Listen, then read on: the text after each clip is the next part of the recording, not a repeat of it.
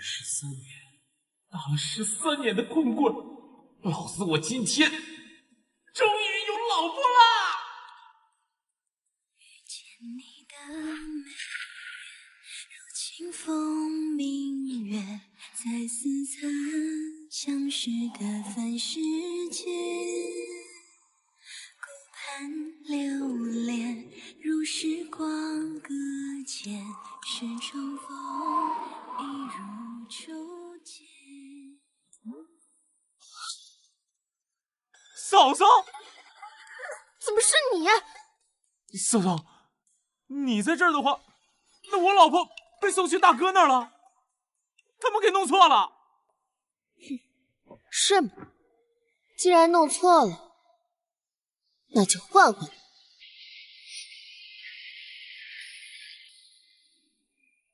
沈西薇，上一世你为了嫁给池景玉，将我迷晕幻境。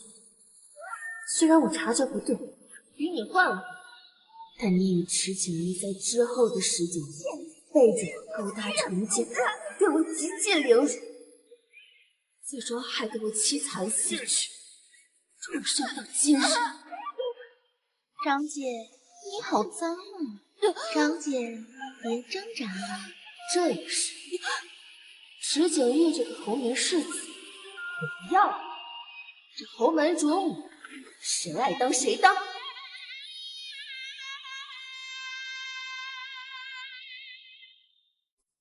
孙喜沈唐宁，还请老夫人替我做主。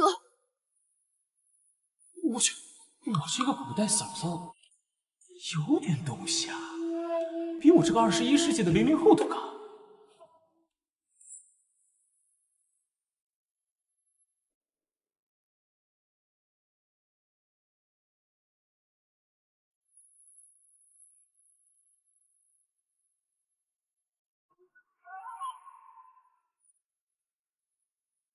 完了，这下事可闹大了。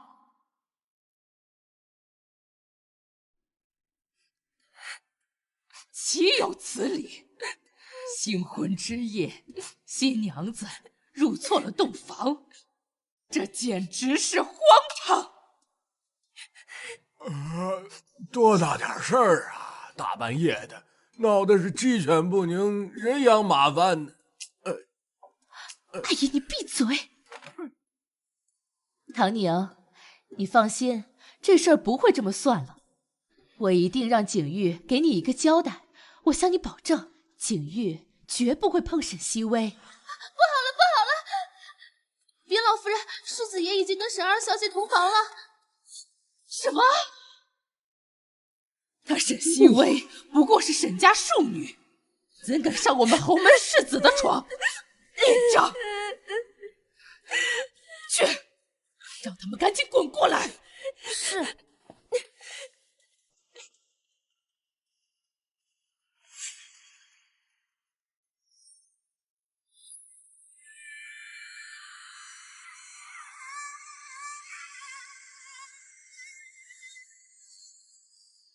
张姐，还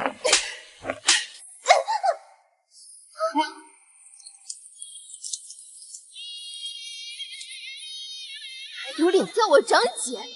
沈腾明，你疯了！有什么事朝我来，关西薇什么事？咦，没想到有人竟然比我还不要脸。不过说就是不一样，黑了说什么？世子，一切皆是因我而起，张姐怨我也是应该的。冲你来！好啊！世子，冲你来！好啊！世子，天杀的！不是说这沈家大小姐沈唐宁是名门闺秀的标杆吗？怎么这么凶？不过还好，不是我老婆。姐姐，你怎么打世子？这一巴掌后，我们便两不相欠，你我之间算是两清了。才怪！池景玉、沈西薇，上天给我重来一次的机会，这辈子我不好好的报复一下你们这对狗男女，我都不姓沈。还请侯府给我沈家一个说法。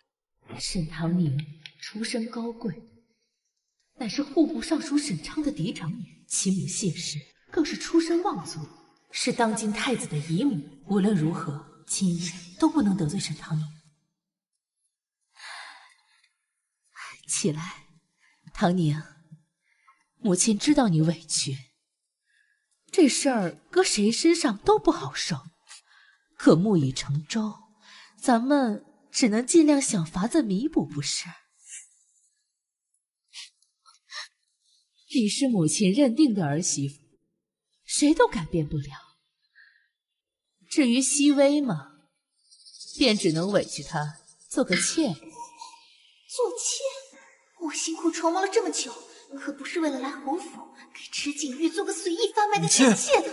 你给我住嘴，回去坐着。爸，今夜是我做的不对，惹恼了母亲，我好好补偿熹微便是。大房这话是什么意思？合着我们二房钱也出了，力也出了，到头来人没捞着，还要平白遭人笑话？看戏就知道看戏，人家大房都骑到咱们头上来了，你还在那看戏？母亲，你说啥？侯夫人说笑了，我沈家家风清正，也并非那卖女求荣的破落户，断不可能二女共侍一夫。这妹子有点意思啊！啊，你这孩子怎的这般倔？不过如今我既已嫁到侯府，也无颜再回沈家了。我看池二公子就不错，不如……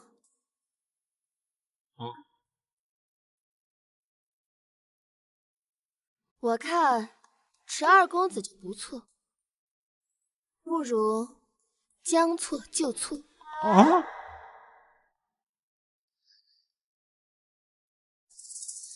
这放着好好的世子夫人不做，沈唐宁竟然要嫁给池燕这个京城出了名的纨绔，她疯了吧？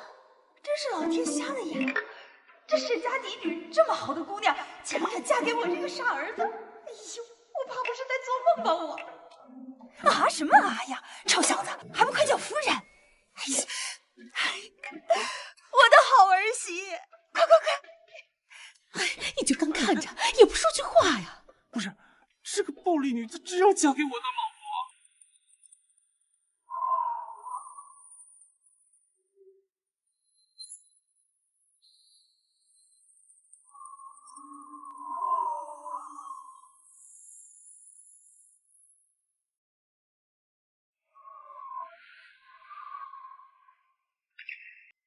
这浪荡子上一世在我入侯府后的第3年意外去世，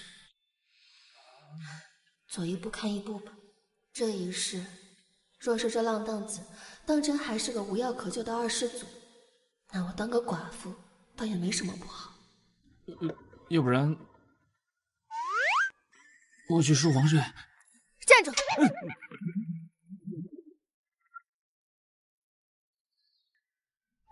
还有什么事吗？池燕，我本该是人人艳羡的世子夫人。这女人的眼泪怎么说来就来啊！不曾想，我竟嫁给了你这个纨绔，我这一辈子全都毁了。不是，你刚刚在祖母屋里，不是还说我人不错吗？你自己信吗？那要不然我们和离？刚成亲就和离？刚成亲就和离？我还不如现在就把你勒死，再找个绳子上吊呢！果然凶残至极。哎，别，你别冲动嘛。那你说怎么办？池景玉跟那沈熹微早就暗通款曲，今日换嫁之事也是他们一手促成。横竖这口气我是咽不下去了，你能咽下去？哎呀，我能怎么办呢？人家不愿意嫁给我，难道我还要逼她嫁给我？况且我大哥是世子，我拿什么跟他争？这人的命运呢，掌握在自己手里，你不争一争，怎么知道自己争不过？人们心中的成见就是一座大山，这命运的确要靠自己争取。我命由我不由天，你这话说的，自出生以来还是第一次有人这么相信我。这话说的让我都有点小激动了。那你说，我该怎么办？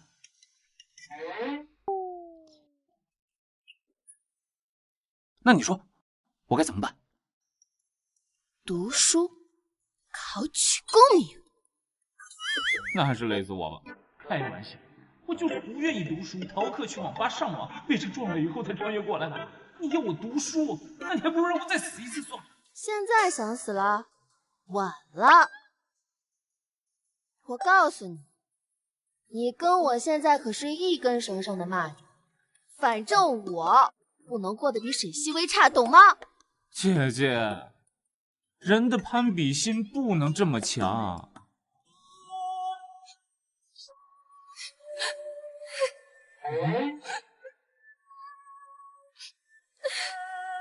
啊，这怎么没动静啊？这怎么夫人？人生如逆旅，我亦是行人。读书嘛，好，读书。谁让我倒霉娶了个母老啊？人生如逆旅，我亦是行人。这浪荡子随口一吟，就是这般可以青史留名，千古流芳，此前未曾听过的诗句。这人当真是个不学无术的纨绔。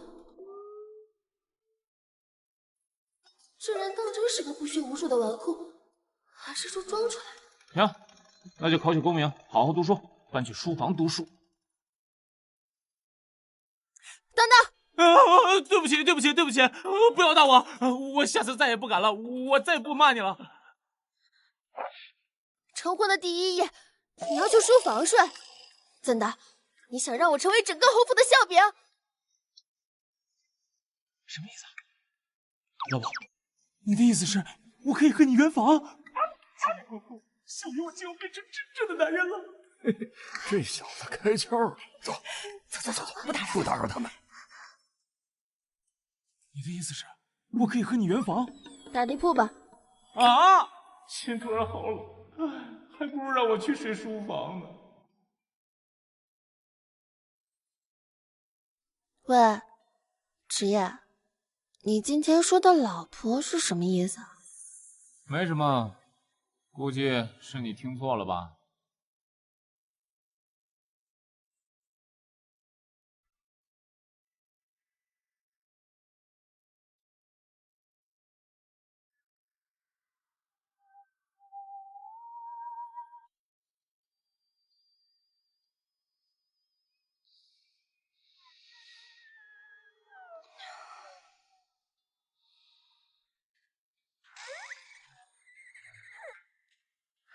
真不愧是个纨绔，睡得这么香。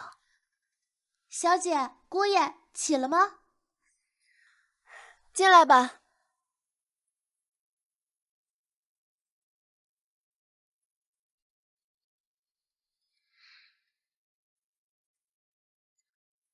小姐，昨晚睡得可好？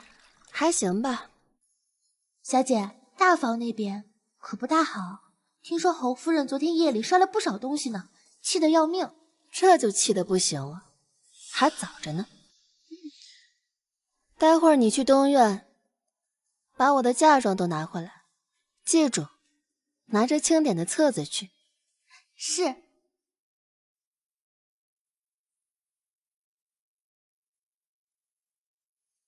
侯府大房表面上瞧着风光，其实内里早已经捉襟见肘。上一世大房便是靠着我的嫁妆才能够维持表面风光，这一世没了我的支持，就凭沈西薇带到侯府的那点嫁妆，我看你们大房能够挥霍多久。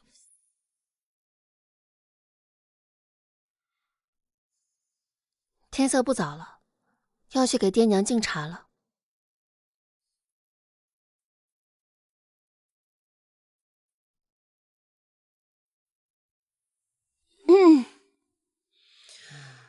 夫君，起床了。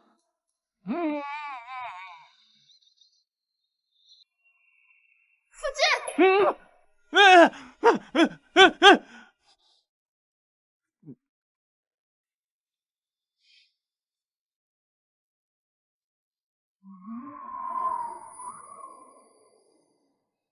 哎，别笑！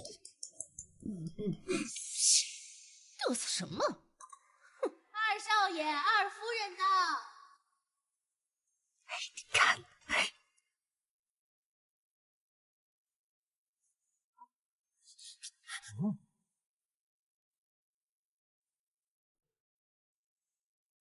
孙媳给祖沈母请安长宁给祖母请安。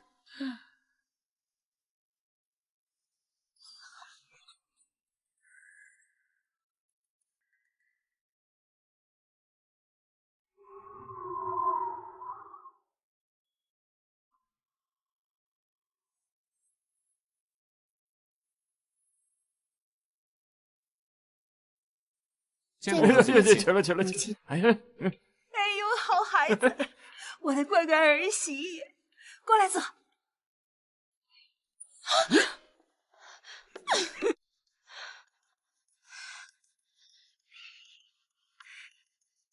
上不了台面的东西，丢人现眼，哪里配得上人家老公？真是走了狗屎运！哎，算了，毕竟是老娘亲生的。母亲刚刚那是什么眼神？好像我是个垃圾一样。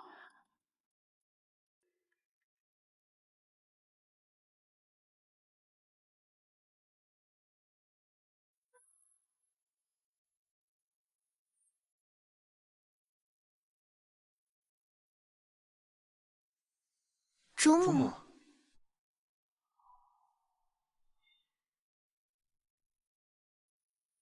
父亲，父亲，母亲。哟，石大世子，你还认得我这个母亲呢？行了，别误了时辰，明辉还要当值呢。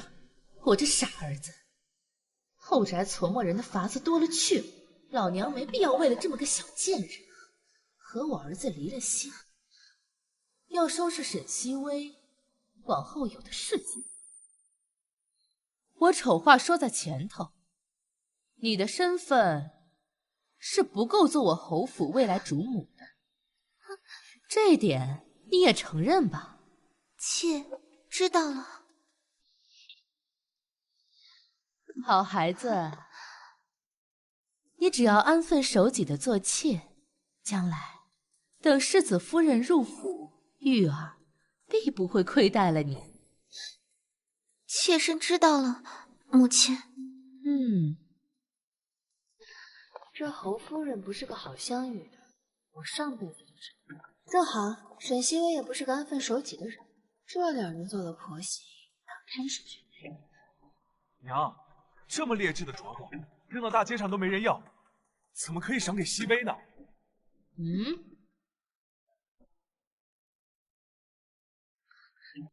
起来吧。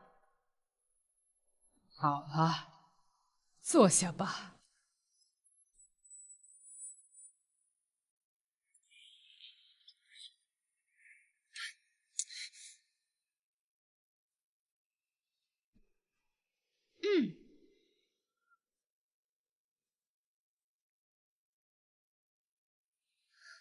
赤焰，给我。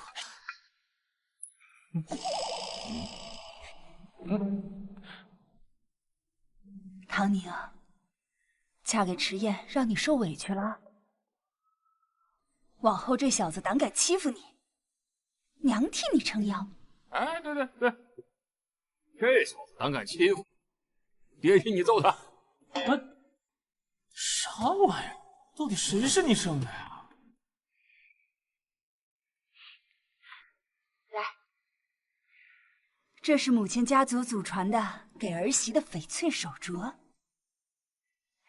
现在它归你了。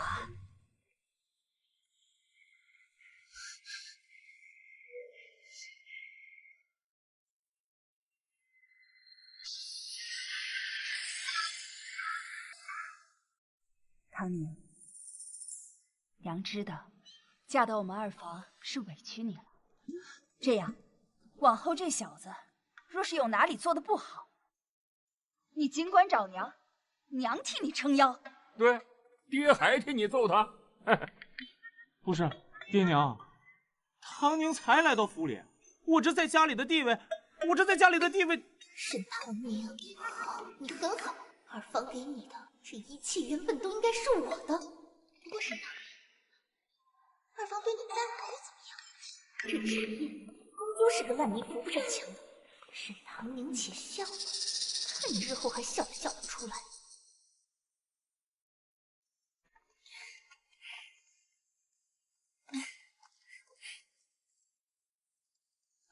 沈唐宁没有嫁给我，成为世子夫人，凭什么不好？凭什么这么高兴？世子，怎么了？我身子有些不舒服。不舒服？那咱们回去好好歇着啊。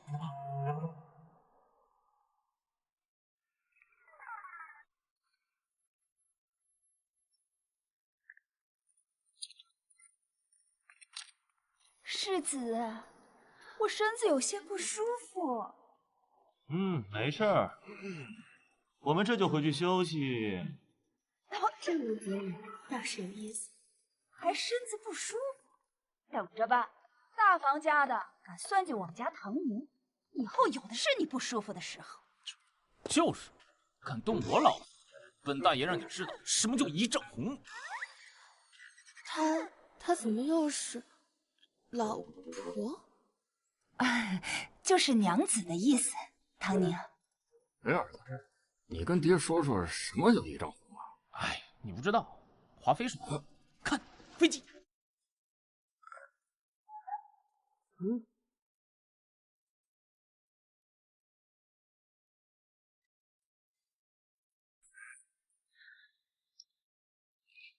娘，二郎怎么不见了？这二郎他兴许是有什么要事。哎，行了，甭管他了，咱家这事儿那就是一纨绔子弟。哎，我跟你说，如果你们能赢我翠翠1000两，全部拿走，好不好？来，指不定跟哪个狐朋狗友鬼混着呢。 3、2、1，开始！来，翠翠上啊！我这个上啊！上啊！咬他！打他！干什么呢？呀！翠翠！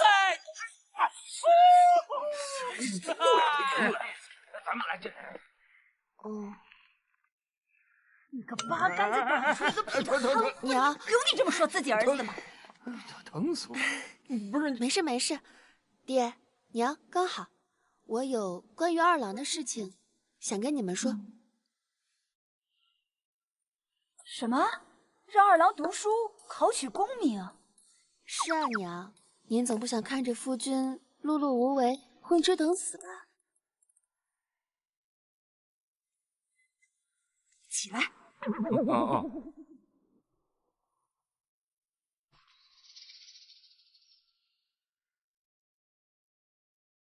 让开！起开就起。唐宁啊，二郎他根本就不是这块料啊！打住，闺女，千万别跟爹提这件事儿，一提这个事儿，我都臊得慌。考了3次，落榜3次，啊！放眼整个燕京的大户人家，那是蝎子拉屎独一份儿，再也找不出第二个人。爹娘，我记得夫君12岁就中了秀才，就连国子监都夸他天资聪颖。爹娘，我记得夫君12岁就中了秀才，就连国子监都夸他天资聪颖。而且，人生如逆旅，我亦是行人。能弄出那种人生如逆旅，我亦是行人的人，又怎么可能不是读书的料？那都是多少年以前的事儿了。小时候嘛，生了一场大病，从那以后呢，就开始厌恶读书，直至成了现在这个德行。爹娘，那就证明了夫君有读书的天赋嘛。那我们为什么不再试试呢？爹娘，有一个词说得好，大器晚成。我相信夫君他就是一块璞玉，难道你们不相信吗？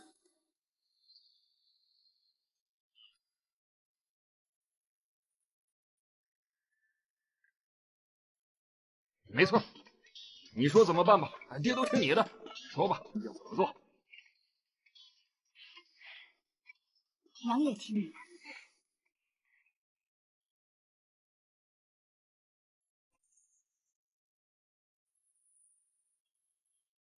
东西都齐了，走吧。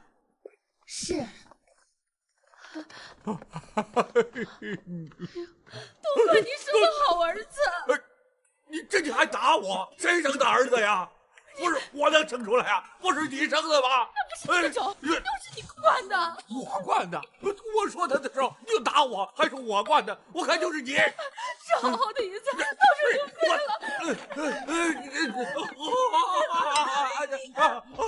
你松手啊！我耳朵啊！我觉得这个办法可以，到时候看他儿子。小姐，您的嫁妆已经尽数抬了回来，一个没落。大房那边什么反应？您都不知道，奴婢拿着册子一一核对的时候，侯夫人的脸都绿了。把嫁妆都归到库里吧。是。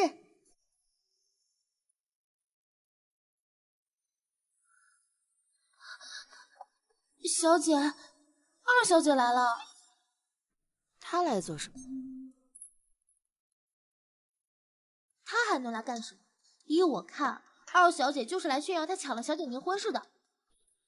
让她进来吧。是。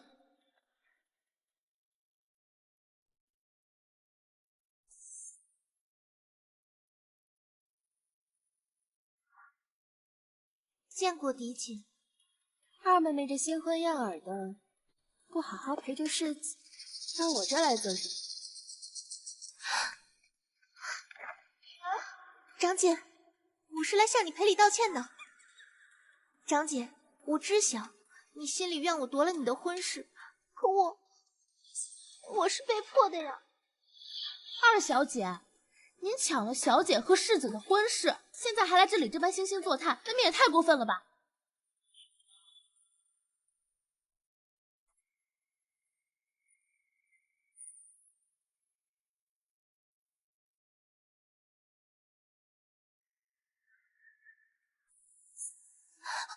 我的好妹妹，你告诉姐姐，是有人拿刀架在你脖子上，逼你给我下药，与我婚嫁的？那人是谁？告诉我，姐姐替你杀了。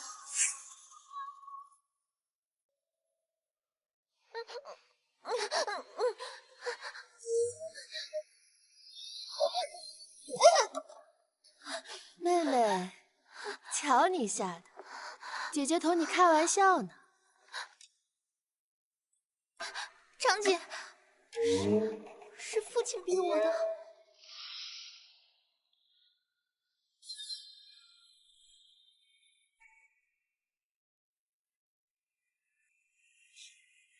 我上一世就知道，父亲说他在朝中地位水涨船高，陛下近几年对他多有敲打。沈家与侯府成功联姻，恐怕会引得陛下忌惮。但这两者联姻是自由定下的，毫无转圜的余地，所以只能出此下策，委屈长姐。为了自己的前途，牺牲自己的女儿，这就是你吗，父亲？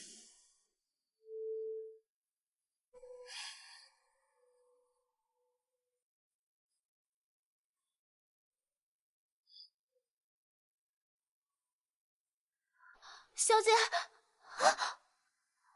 长姐，你没事吧？多谢二妹妹的提醒，否则我怕是一辈子都要蒙在鼓了。我也是心中有愧，不忍长姐一直被蒙在鼓里。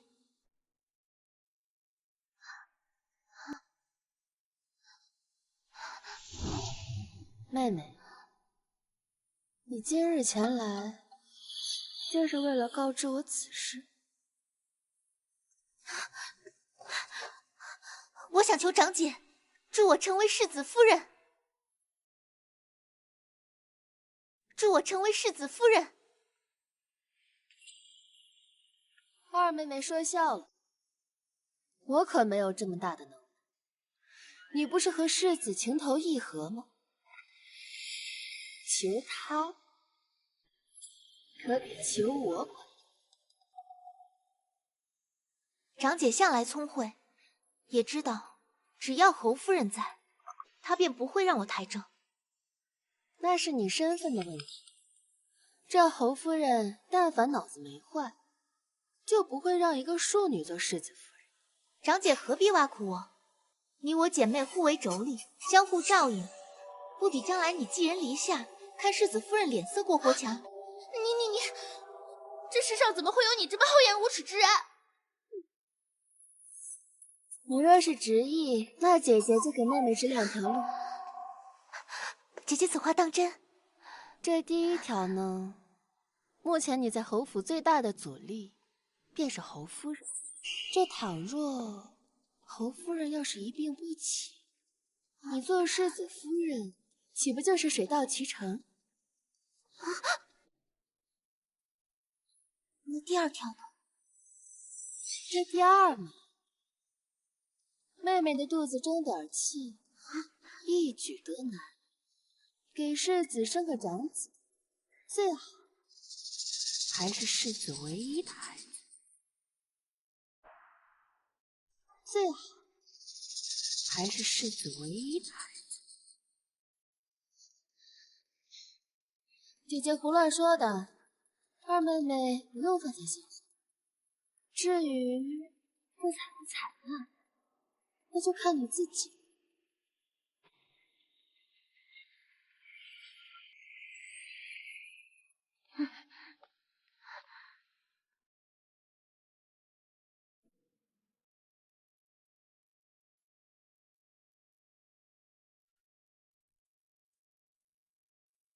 小姐，他这样的人，你怎么能好心给他出法子？我可不是给他出法子的。这不管是让侯夫人一病不起，还是在世子妃进门之前生下世子的孩子，于他而言，都是。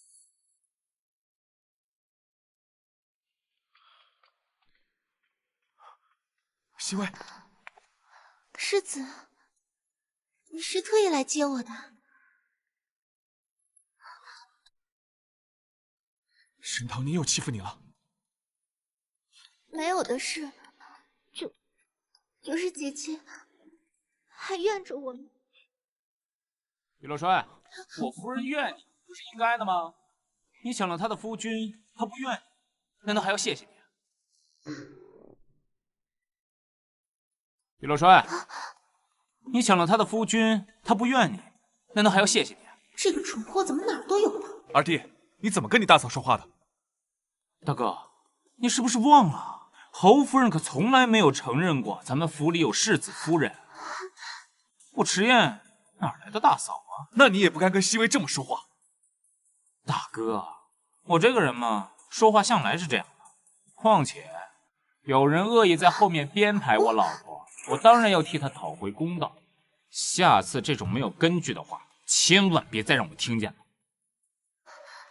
迟燕，你不过就是一个死纨绔，居然讽刺我，居然维护起沈唐宁来了。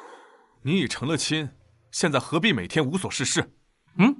无所事事？哦，你说斗蛐蛐啊？这个里面的学问其实可大了去了，交给你还不一定能赢呢。你，哎呀，真是夏虫不可语冰。咱们走。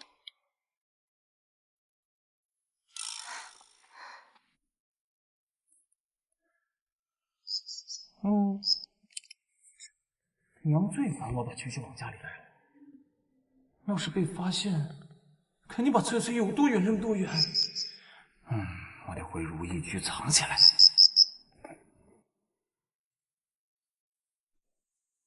哎，都说，都他娘的鸟说，爽！哎，原主12岁中秀才，读书的天赋极高。这些书早就烂熟于心了。我穿越过来之后，也继承了原主的天赋。中举，那是轻而易举的事啊！哎呀，不过这是侯府，我又是庶子，这举不能中啊！要是中了，池景玉和他妈肯定分分钟把我干掉啊！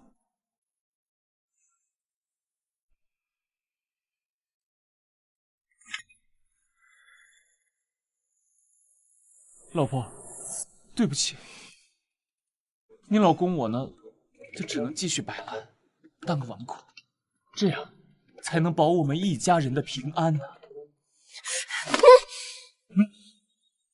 翠翠，翠翠，翠翠，翠翠，你在哪儿啊？翠翠，夫君，翠翠，这是在干什么？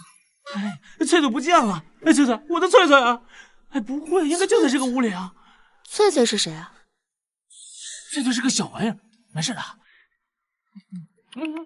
翠翠，夫君，翠翠，要不要我帮你一起找？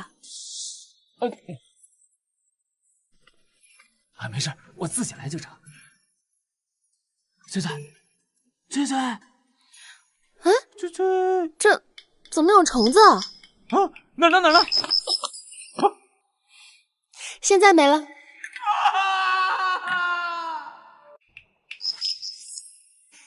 现在没了。翠翠，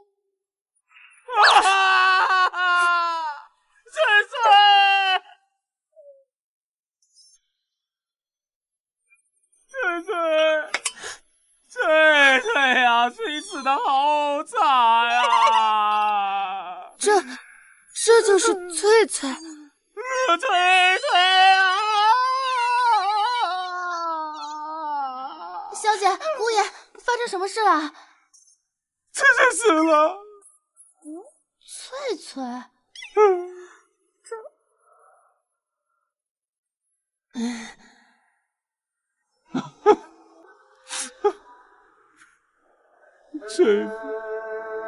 翠翠呀，你死的好惨啊！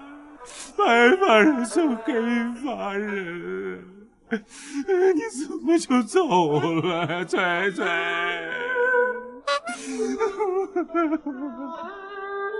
二郎，我不知道翠翠是你养的，我再陪你抓一只好不好？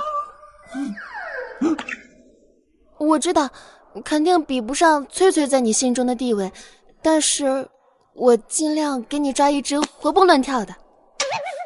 我去，小爷我穿越这么久，当了这么久纨绔，所有人都在嫌弃我，说我玩物丧志，只有这个暴力女说，我陪你再抓一只好不好？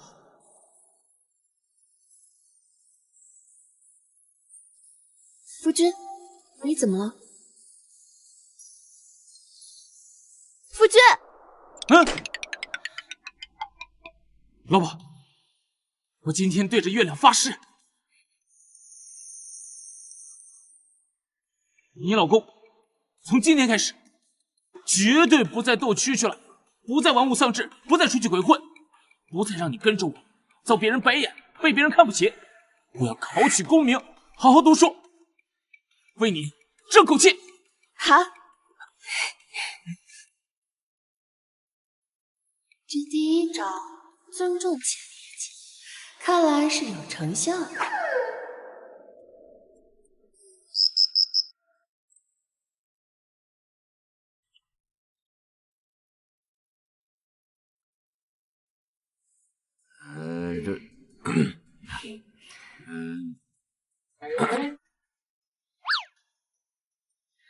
夫君，我在外面等你。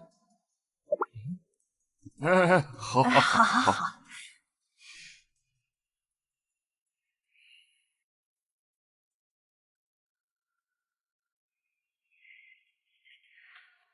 见了你岳父，态度端正点，脸皮厚一点，他给你冷脸，你也忍着。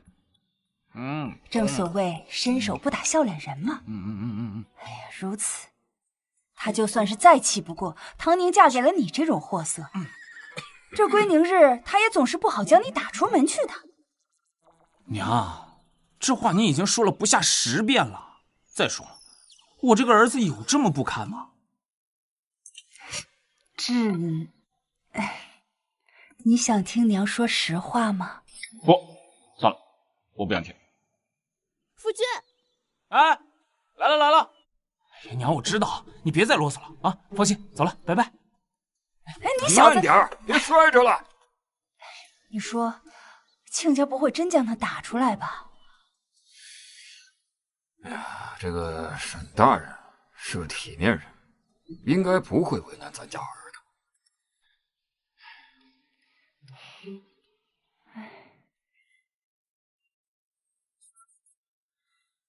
要不咱练个小号吧？小号？什么小号？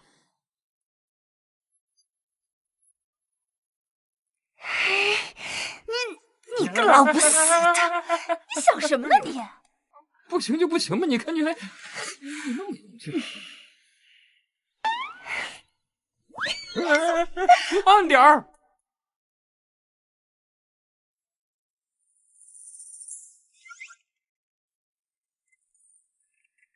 夫君，你怎么这副表情啊？可是刚刚爹娘同你说了什么？老婆，你父亲他打人吗？就这？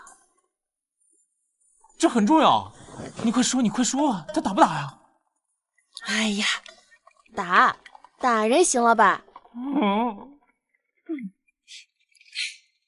不过你也不用担心，我父亲他是一个要脸面的人，不会当众让你难堪的，他只会在窝里横罢了。我就说嘛，你爹好歹也是2品尚书，肯定不会和我这种人一般见识。素闻沈大小姐才貌双全，没想到阴差阳错，竟然嫁给了迟燕这个不学无术的纨绔。可不是吗？一步之差，与世子夫人的位置失之交臂，叫庶妹捡了便宜。我要是沈大小姐，我得成日以泪洗面。呸！我家夫人才没有整日以泪洗面呢，一个世子夫人的位置而已，搞得谁稀罕似的。你说现在这帮人抓着人家后院的这种鸡毛蒜皮小事不放。哎呀，你嫁给我是百般的无奈之举，想来你心中定是极委屈吧？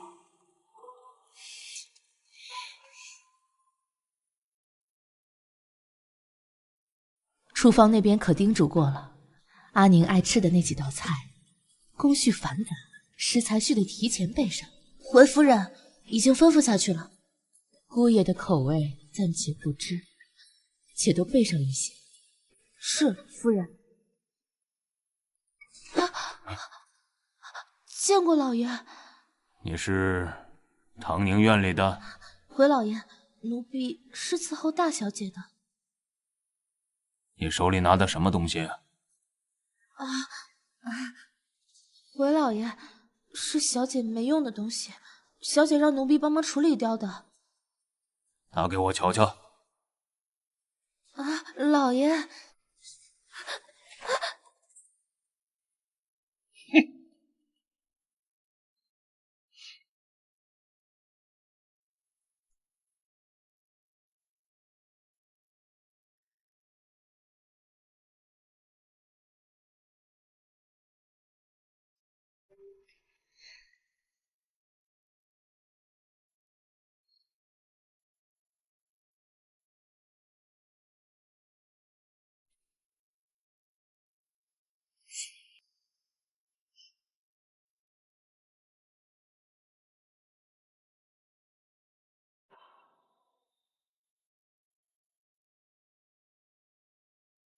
父亲，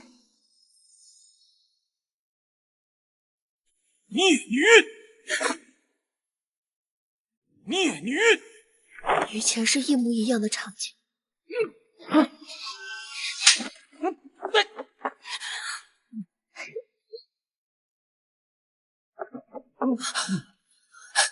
迟燕，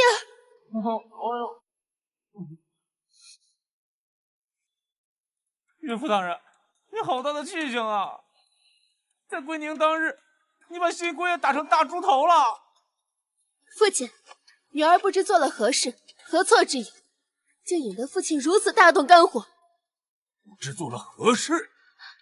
便是阿宁有什么过错，老爷为何不坐下，好好与他说道？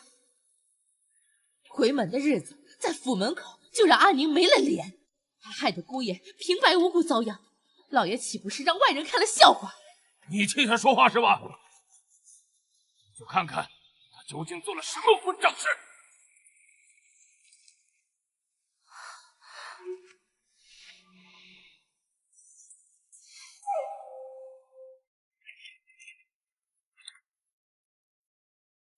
我养了个好女儿啊，名门贵女成了亲，竟然还跟人私相授受，哼，成何体统？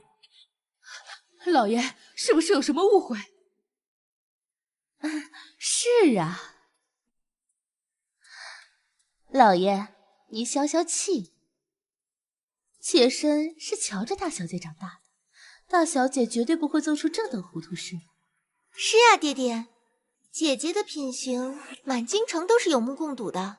这件事想必是有什么隐情。行且，这是太子的子，所以跟沈唐宁搞合的是当朝太子。我没有证据，我岂会空口无凭的污蔑他？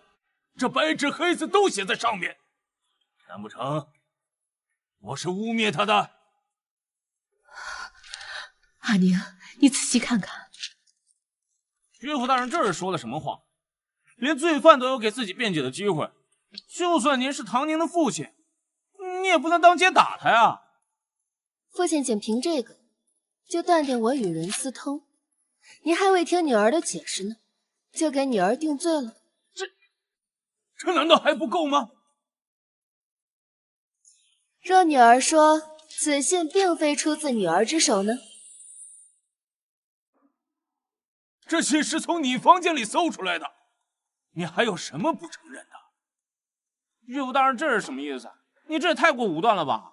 这明白的人知道你是为了女儿着想，这不明白的人还以为你故意在她归宁当日为难她，让她难堪呢。不是。好啊，好你个沈昌！沈西薇跟阿宁换亲的时候，你不说给我和阿宁一个交代，劝我息事宁人就算了。如今阿宁被冤枉，连迟燕这个新姑爷都知道相信阿宁，可你呢？你在干什么？滚开！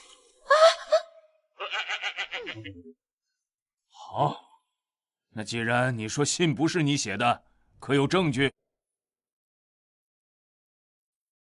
父亲且看，这纸是我用的诚心堂纸，不错。只不过呢，这女儿有一个爱好，落笔之前喜欢将纸浸于特制花香之中，这香气啊，经久不散。只是这信纸上并无香气。许是时间久了些，这香味儿自然也就散了。唐宁，姨娘只是随口一说，并未疑心于你啊。若真如方姨娘所说，这信是被放置已久，我怎么瞧上面的笔迹还未完全干透呢？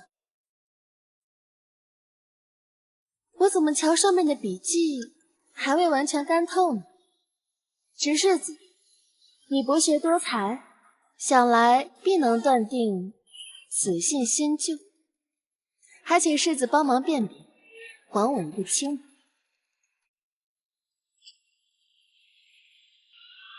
靠，老子这是吃了没文化的亏啊！媳妇竟然当着我的面去瞅别的男人搞基。新墨色，灰而不黑，不比沉墨质地差。这墨色的确是像新的，并且不超过1个月。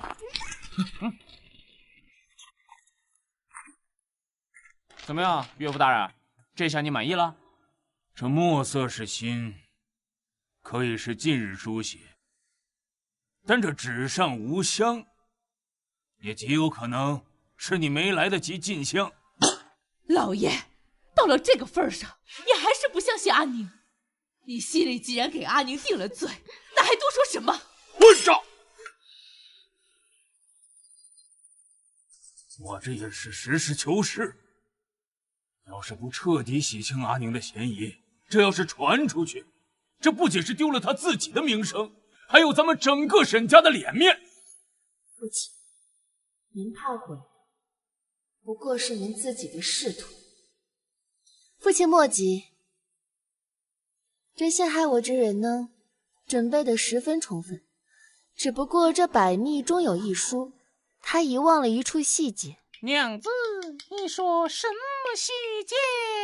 夫君有所不知，我呢，最讨厌别人拿手指着我。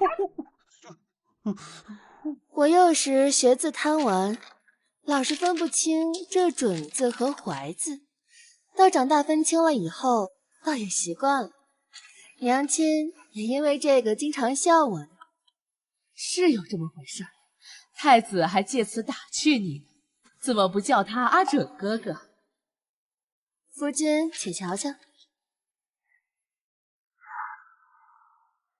夫君且瞧瞧。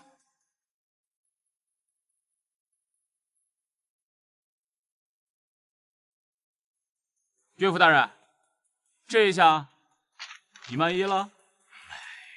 既然如此，宁儿，是为父误会你了。父亲不必给我道歉，毕竟这挨打的人并不是我。长姐，父亲已经知道错了，想必姐夫也不会计较此事。我看，要不这事就这么算了吧。闭嘴！二妹妹，你倒是大度，这打的不是你男人，一句轻飘飘的接过，你倒是会慷他人之慨。沈唐宁，你作为一个女儿，同自己的父亲斤斤计较，你成何体统？世子可真是说笑了，这巴掌呢没打到您身上，不觉得疼是吧？这个疯女人，她该不会又想打我？世子有所不知，我父亲呢，最是奖惩分明，刚正不阿。他要是做错了事情呢，只怕今夜一整夜都会睡不好。我如此这般呢，是在帮父亲。迟燕，是岳父没调查清楚事情真相，方才也是一时冲动，委屈你了啊。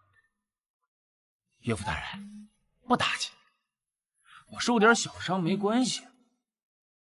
可这次经历这么一遭，我娘子心里才是最委屈的。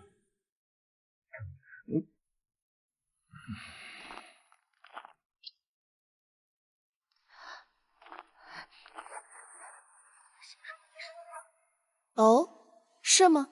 千真万确，小姐。禀父亲，伪造信件的人已经抓到，带上来，带上来。我一个来自21世纪的人都没能这么快找到蛛丝马迹，我这有这么牛逼吗？这不是福尔摩斯、女版柯南吗？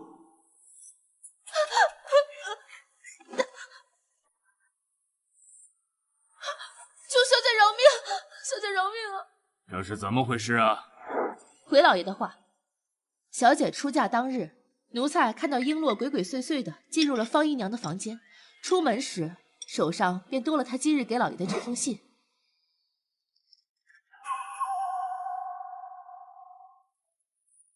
是吗？那这么说，你撞上我的时候，你是故意做小动作藏书信，是有意想让我看到的？如此说来，这信件是你故意制造，然后让这贱婢用来陷害我家阿宁的。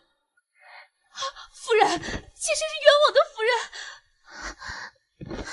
父亲母亲，姨娘她不可能做出这种事，这其中必有隐情。是啊，岳父大人、岳母大人，我也相信方姨娘她绝对不会做出此事的。我沈家的家事还轮不到你一个晚辈来插嘴。本世子不过觉得此事恐是误会。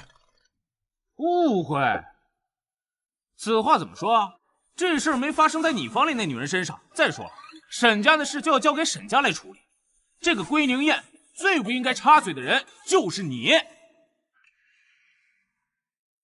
这个归宁宴最不应该插嘴的人就是你。世子，这是我沈家的家务事，想来还轮不到你一个晚辈来插嘴。世子这管闲事都管到别人家后院来，手心那可真是长。好了，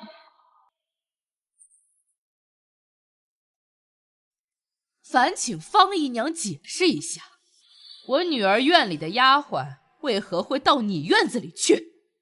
夫人，妾身觉得璎珞手巧，打得烙子也好，妾身也想请教她一二罢了。没想到叫人误会了，夫人，妾身真的是冤枉的。姨娘，璎珞，你说，小姐，是奴婢鬼迷心窍，奴婢知道错了，求小姐原谅奴婢，求求你放过奴婢一马，求求您了。与太子私通，稍有不慎便是株连九族的大罪。你在陷害我时，可有想过给我留一条生路啊？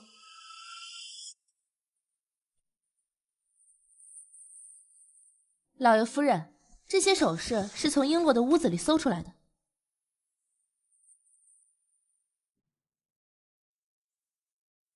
这只红宝石雕凤头钗，怎么瞧着方姨娘簪过呢？这不是我丢的金凤头钗吗？璎珞竟然被你偷了去！方姨娘，你被主要偷窃的奴婢，我沈家容不得你，直接发卖了吧！小姐，求求你帮帮我吧，奴婢知道错了，奴婢下次再也不敢了。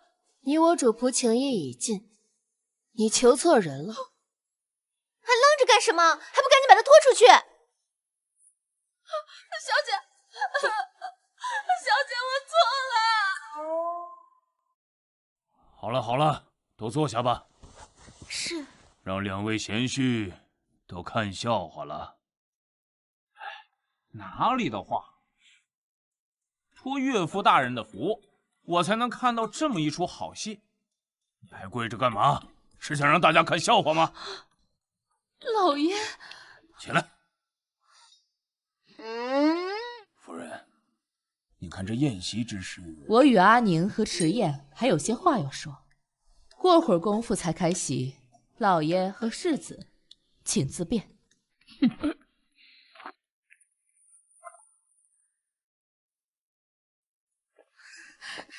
老爷，要不咱们……哎，夫人，夫人，你等等我，我还有话和你说呢。老爷，你等等我。娘，等等我！哎，喂喂，好孩子，还疼吗？岳母大人多虑了，我在家里经常被我爹和我娘打，这也不算什么，比这严重的多了去了。我靠！完了完了，瞧我这张破嘴得不得啥呢？第一次见丈母娘，我是不是该表现的稳重点啊？这么说，好像搞得我3天2头都在惹祸似的。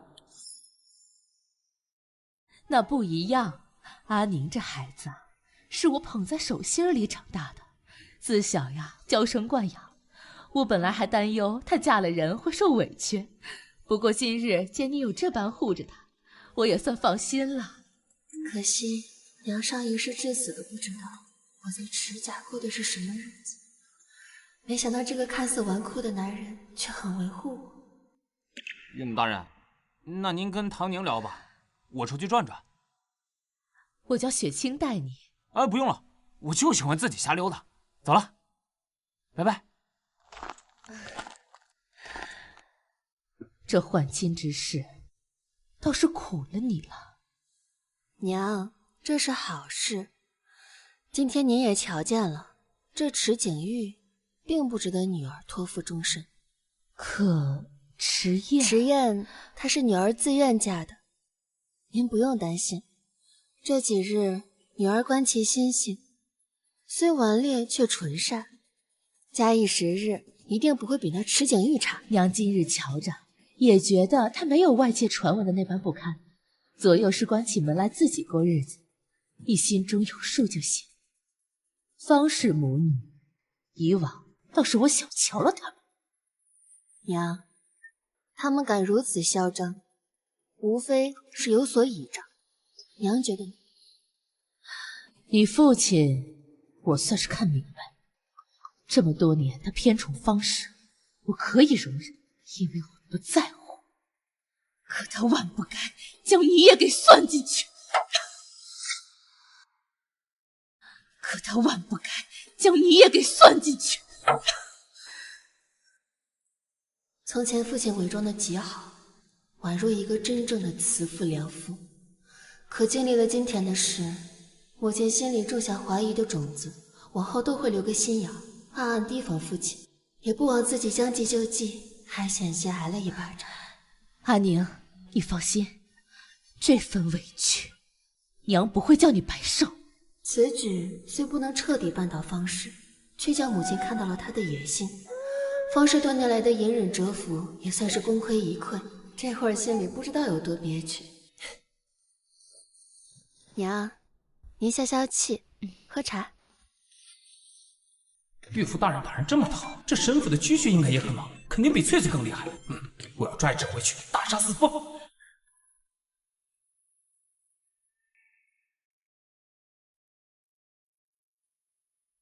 璎珞呢？回小姐的话，方才来了牙婆，已经把人带走了。这丫头吃里扒外，只是发卖，倒是便宜了她。盯紧她的去向。小姐，您这是做什么呀？璎珞她出卖您，难不成您还要顾念旧情？我是要你找到她，并亲眼瞧着她咽气。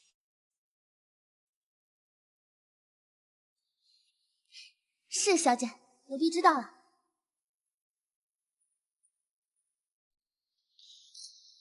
斩草不除根，春风吹又生。想到这里躲个清静，却没想到无意间偷听到这么一段谈话。沈唐宁事无巨细，早就知道丫鬟背叛了他，故意演了这么一出戏。真的有常常人那味，感觉哪里不太对劲呢。今日之事，说不定心里还嫌我多管闲事，坏了他的苦肉计。美人如花隔云端，只可惜啊，是不是花？惹不起，惹不起。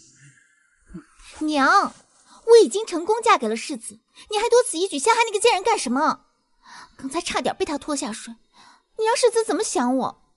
娘这么做到底是为了谁呀？还不是为了你在世子心中位置稳固一些。换亲虽然成了，但是你知道世子的心中是否还会惦记沈唐宁？绝无可能，世子他心中只有我。娘活了大半辈子，什么样的男人没见过？什么海誓山盟，什么只爱你一个人，全都是屁话。这男人嘛，都是贱骨头，得不到的才是最好的。那是您觉得，世子他跟其他男人不一样。熹微，你别傻了。好了，娘，您别说了，您就只用看着我是怎么在侯府把沈唐宁那个小贱人一步一步踩在脚底下就行。迟燕呢？二郎怕是在府中闲逛迷了路，找不到了吧？一点规矩都没有。姐夫该不会是抛下姐姐自己先回了吧？去找找。是。谁说我走了？哎呦喂，我这才出去一会儿，你就说我丢下唐宁回府了。我要是再来晚点儿，还不知道要被二妹编排成什么样子。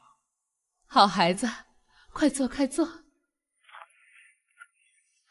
哟，二郎还知道回来呢。你在府中跟逛街似的，怕是连吃饭的地儿都不知道在哪儿吧？沈府是有些大，我绕来绕去绕了半天，绕的头都晕了。这府中的下人真是没规矩。娘，你可得好好给他们立一立规矩了，不然这些人完全不懂得什么叫长幼尊卑。是啊，这府中的规矩确实该好好立一立。好了好了，人来了就行了，吃饭。沈熹微、方姨娘，来吃。上一世的仇咱们慢慢来。世子，我一点都不急，我要亲眼看着你们慢慢的死去。老婆，我表现的怎么样？怎么样？还疼吗？爹娘，闺女，这你爹也不是什么体面的人呀。爹，你别这么说岳父大人。我爹他本来就不是什么体面的人。二郎呀，你是不是被你岳父岳母从家里赶出来了？娘，你就不能盼我点好吗？娘，二郎非但没有被赶出来，还替我撑了腰。是吗？来，快给娘说说，你是怎么帮腾宁撑腰的？哎呀，说嘛说嘛，我儿好不容易给娘长一回脸，娘想听。娘，还是让我来说吧。今天的情况呢是这样的，我们两个刚到门口，就被吓大了，说是神大之道，二郎顿时英雄所冲，左手以迅雷不及掩耳盗铃之势抓住了我爹的手，单膝跪地，一声岳父大人，要打就打我吧，你是我一个动作全力，我把你下走，二郎全部用肉身体，我打下所有攻击。对，今天的事情呢，大致就是这样。帅翻了。儿啊，娘就知道，就你这样，第一次去你岳父岳母家，肯定是挨打。儿子，我看看来。哎，爹娘，你们怎么就听不明白呢？哎，算了，不跟你们说。去吧，我们走。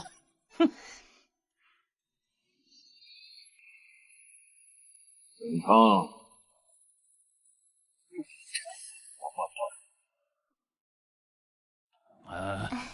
用点力嘛。好。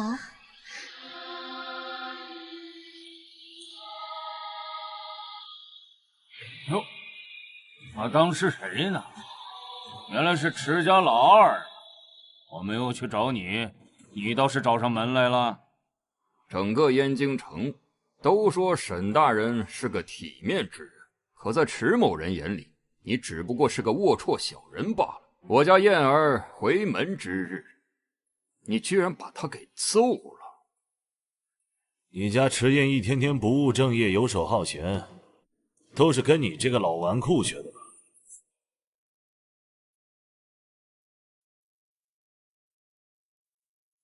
沈昌，你这个老王八蛋，给你面子，我管你叫声沈大人；不给你面子，你连个屁都不是！哼！想干什么？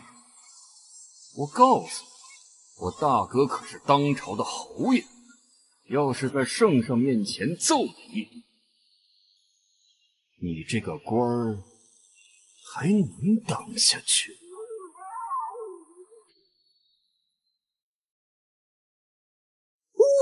还是打我！来打我才！来打我才！来打我才！嘿嘿，干嘛？嘿嘿嘿！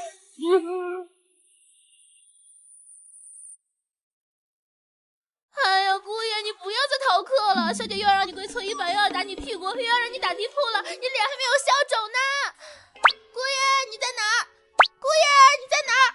哎呀，气死雪村了！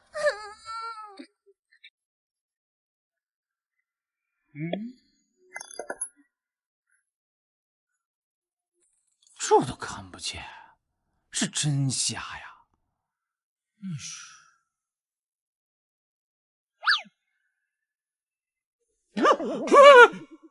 爹，你脸怎么了？儿子，我告诉你啊，今儿爹干了件大事，爹找沈昌去了，将他一顿胖揍，不是左一拳右一拳，打得他苦苦哀求。要不是他两位夫人拉着，求我放他一马，我将他打得满地找牙。就揍你的怎么？把他老王八蛋打成了猪头，怎么样？爹够意思吧？我算是明白了，原主为什么这么傻。原主是什么？爹，你说你把人家打成猪头，我看你现在更像猪头，像吗？姑爷，大小姐要找你来圆房啦！真的假的？小兔崽子，还没圆房？哎呀，姑爷你在这儿！父子脸，事情第4个人知道。是不能被我老婆知道。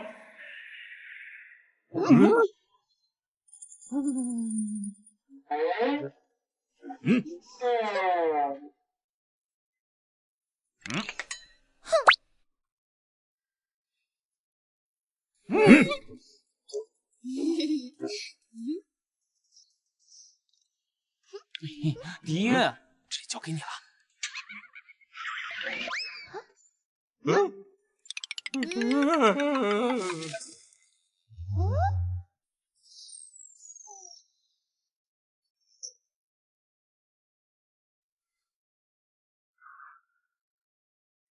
二郎，我不知道翠翠是你养的，我再陪你抓一只好不好？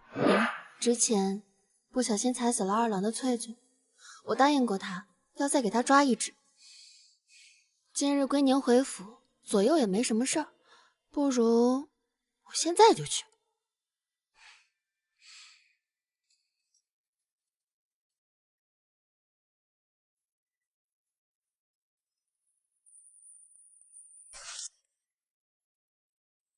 哎，你们家小姐呢？回姑爷的话，我家小姐去花园捉蛐蛐呢。捉蛐蛐？是啊，姑爷。啊，姑爷，你去哪里啊？我也去捉蛐蛐。啊，姑爷，外面冷，你把衣服给披上啊！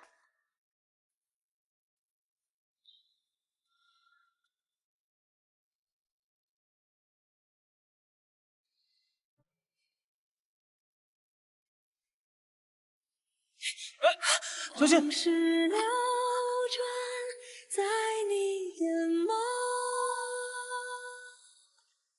一边遗忘，一边拼凑。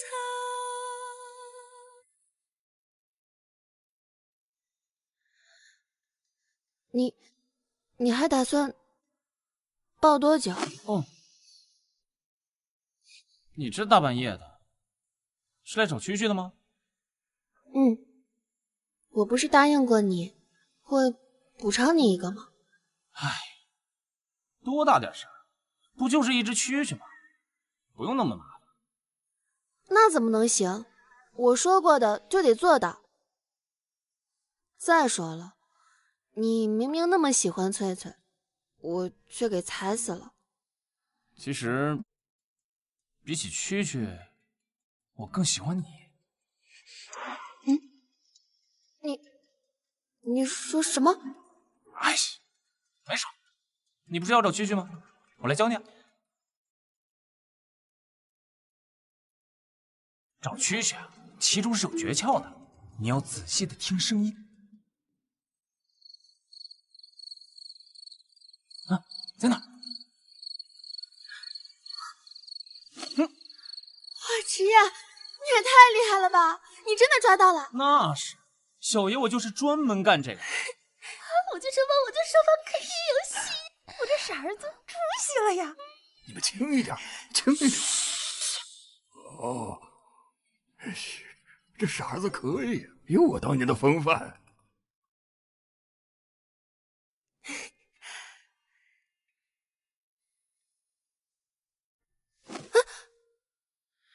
迟夜，你干嘛把它给扔了？不要了。就丢了。我知道了，你肯定是嫌弃这只没有翠翠好，不如翠翠。哟，这个暴力女竟然还有这么小女人的一面呢。不过没关系，我们可以继续找，这么多蛐蛐，总有一只能比翠翠好。蠢女人！迟夜，你竟敢骂我！骂了又如何？你就是个蠢女人。什么意思？你不是要让我好好读书，考取功名吗？那玩蛐蛐干什么呢？不玩蛐蛐，好好读书，考功名。真的？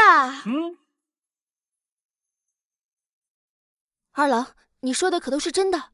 当然是真的。不过什么？不过我一直很好奇。老婆，你怎么像能预知未来一样？看似你一步步往南墙上撞，最终都是别人落入你的陷阱。你到底是聪明绝顶，还是有什么连为夫都不知道的小秘密？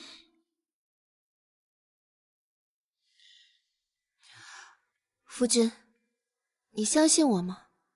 我曾经做过一场梦，在梦里，我嫁到侯府10余载，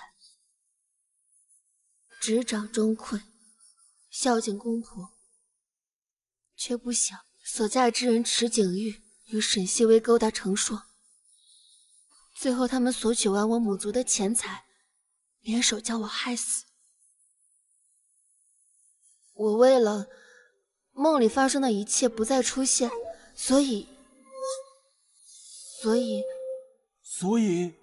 你重生了。所以你重生了。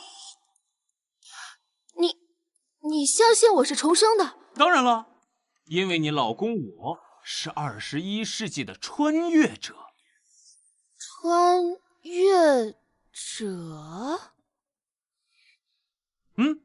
你可以这么理解，我是从另外一个时空穿越而来，就好比1000年之后。我们那里，女人管男人叫老公，男人管女人叫老婆。那边的女人呢，可以读书，可以上学，可以做生意，甚至可以做官。竟还有这样的时空？你相信我吗？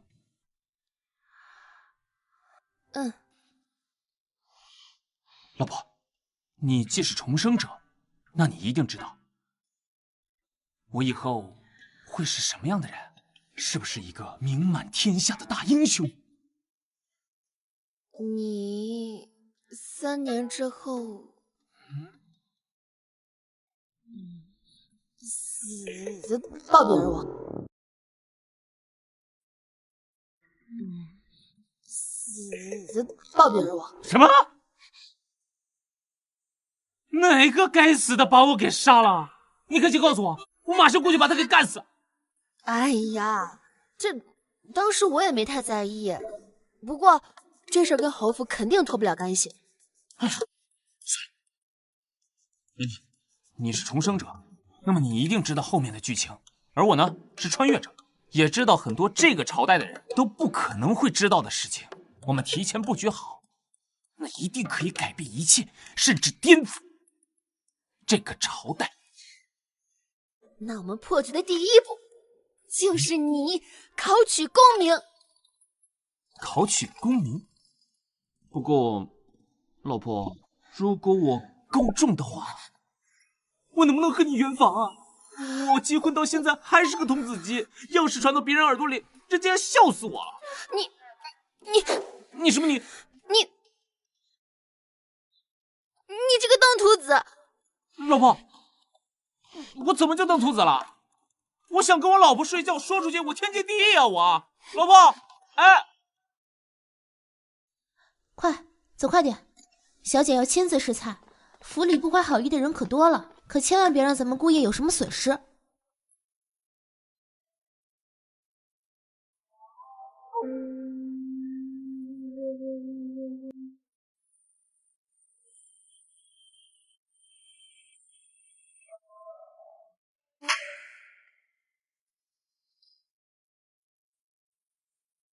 上一世，迟燕卷入侯门纷争，被下毒，暴毙而亡。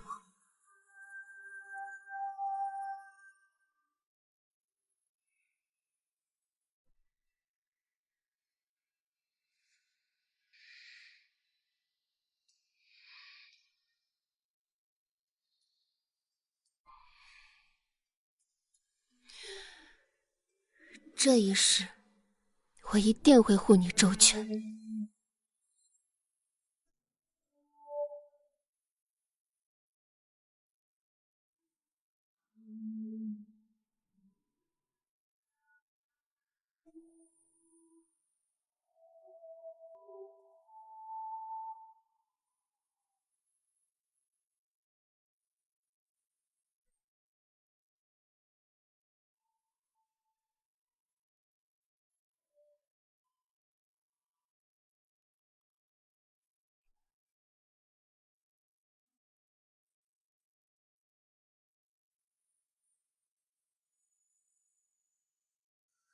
子曰：“学而时习之，不亦乐乎？”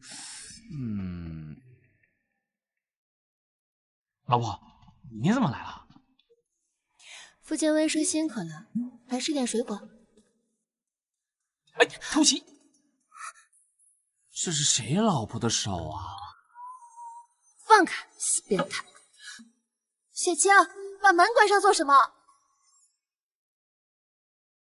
把门关上做什么？说不清缘故，我为何只顾着将你拥住？千万缕酸珠在你泪滴划过，我是放逐。世人无数遍为你深无助，过分！连命数都想宽恕，过分！过分什么？如故白首却无助。二郎，这样不行，我害怕。老婆，老婆，老婆，老婆，我想要。迟燕，要不这样，等你高中之后，我们再圆房。那要是我高中不了呢？怎么可能？二郎，母亲都说过，你12岁时便中了秀才，区区一个举人，对你来说根本不在话下。前些年你考3次，落榜3次，定是你的心思都没有花在读书上面。今后有我监督你，你一门心思的读书，我就不信还不中。老婆，哎呀，不是我考不中，而是我不能中。不是我考不中，而是我不能中。你这话是什么意思？老婆，你想想，我出生在侯府，又是庶子，要是我真中了，让大房有了危机，那到时候我大哥和侯夫人那肯定不会给我好果子吃啊，让我们一家人全部都陷入危险。所以二郎你是害怕我也连累到其中？不然呢？那二郎，我问你，倘若不考虑这些，你能否高中？老婆，不是我吹牛，你夫君我那可是12岁就中了秀才的少年天才，这些书不是我不想读，我早就已经把书给读得滚瓜烂熟。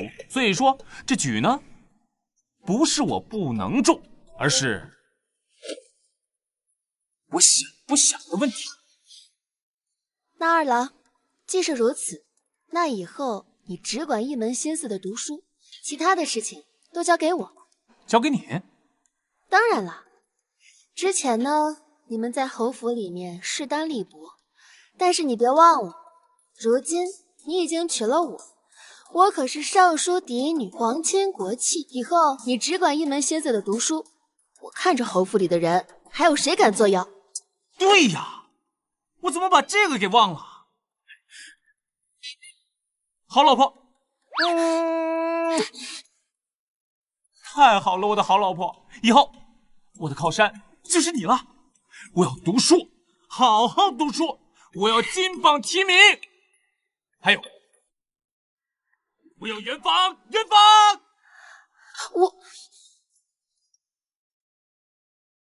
您喝茶。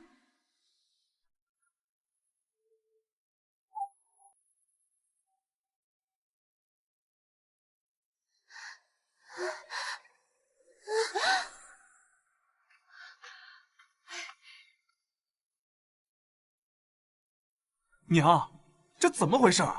我就出去没多久，怎么就这样了？我怎么知道？谁知道那个小贱人怎么回事？我看他就是装的。你说什么呢？他好歹是我爱的人。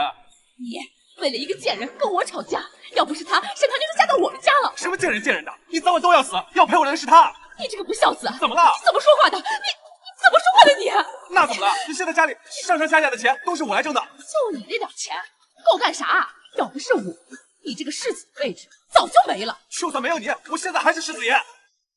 二小姐今天晕倒了，世子因为这件事还在和侯夫人吵架呢。意料之中，我那个妹妹不是个伏低做小的性子，她伺候侯夫人一段时间，假装劳累晕倒，让池景玉为了维护她，跟侯夫人爆发争吵，倒是个好算计。小姐，那我们要揭穿二小姐吗？无凭无据，空口说的东西，如何揭穿？小姐，雪清脑子笨，不知道接下来要干什么。沈西薇装病晕倒，尝到了甜头，今后她一定会更加不顾一切的往上爬。我们是时候给她放点饵了。小姐，您装病让世子和侯夫人吵架这一步走得可真妙。侯夫人已经连续2天没下床了，听说是被世子给气惨了。这只是暂时的胜利。说的也是。侯夫人不是个好相与的婆母，世子也不是个傻子。装病这法子1次2次或许管用，但次数多了，世子肯定会没了耐心。所以得想个法子，一劳永逸。你说的可是真的？这才多久啊，夫人就打算给世子娶妻？那还能有假？我那老姐妹在夫人院子里伺候，她亲口说的。你想想看，自打世子纳了沈姨娘，就变了个人似的，夫人能不着急吗？这倒也是，只是这世子妃进了门，分走了世子的宠爱，沈姨娘往后的日子可就难过了。这个老钱婆竟打的是这样的好算盘。不说这个了，听说你那侄媳妇怀上了，恭喜恭喜呀！可不容易吧？这都3、4年没动静了，可不是吗？多亏了之前那老道士给的偏方，大夫说这一胎极有可能是个儿子呢。什么偏方这么管用？给我那儿媳妇也试试。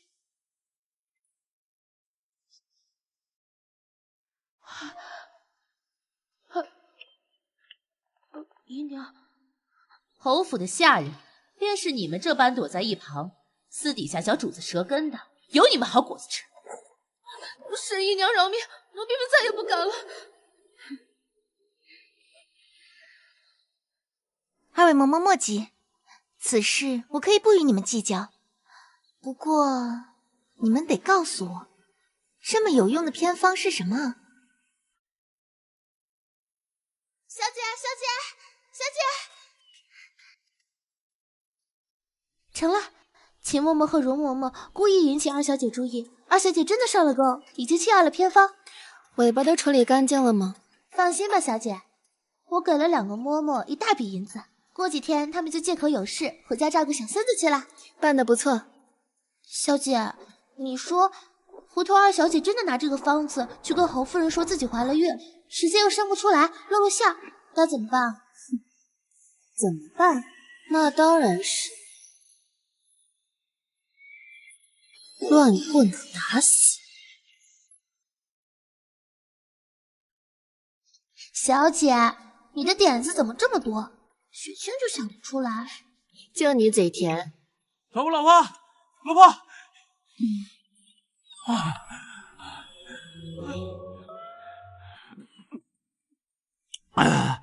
老婆，你是不是要去二公主的赏花宴啊？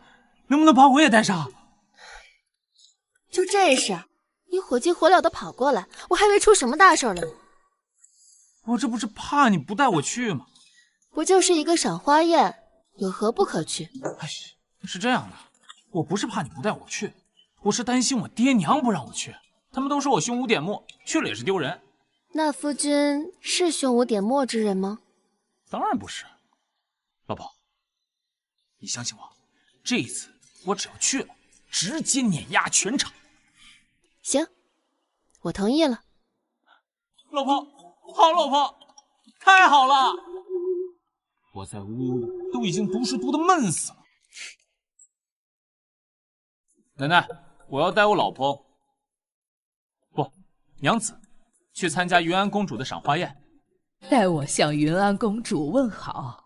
你们2人在路上要小心呐。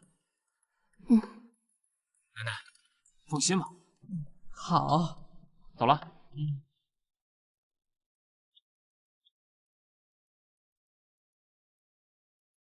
长姐，你也要去云安公主的赏花宴吗？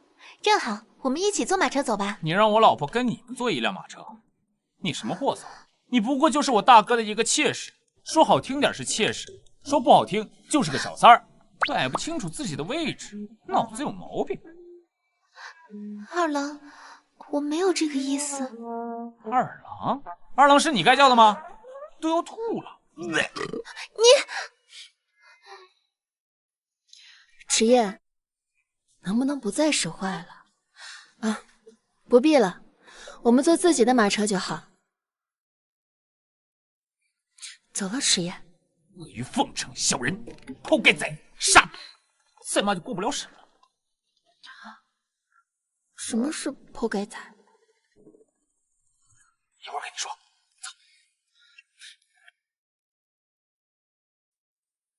世子，人家也只是好心，姐姐的马车那么小，坐着肯定不舒服。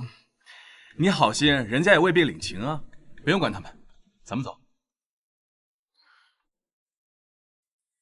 景玉，景玉，见过三皇子。哎，免礼免礼。你多久不进宫来看我了？你知道咱俩好久没见了。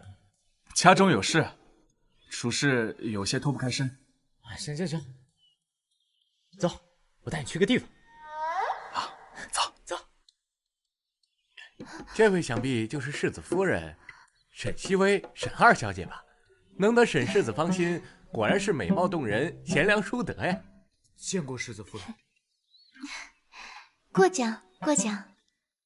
什么世子夫人？我大哥不过就是那的一个妾，被别人夸两句，尾巴都翘到天上去。迟燕，干嘛？我说的不对啊？你什么你？老婆，迟夜，你别这样。怎么了？你这样显得稍稍有点懵了。懵了？对啊，毕竟这里不是……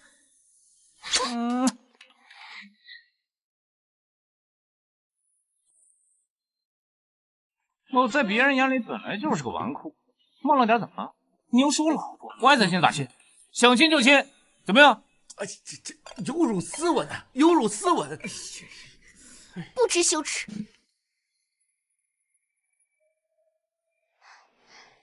娘娘，娘娘，想死你了！我刚刚在外面看到侯府的马车，还在外面找你呢。沈熹微怎么也来了？沈熹微怎么也来了？她现在啊是池景玉的妾，池景玉来便将她捎上了。狐妹子就是狐妹子，她娘是，她也是，连换嫁这种事情都能做出来，最后连个正室都捞不到。温侍郎家的千金，温瑶是吧？你很好啊，很对我的胃口。你也好不到哪里去，臭玩意儿！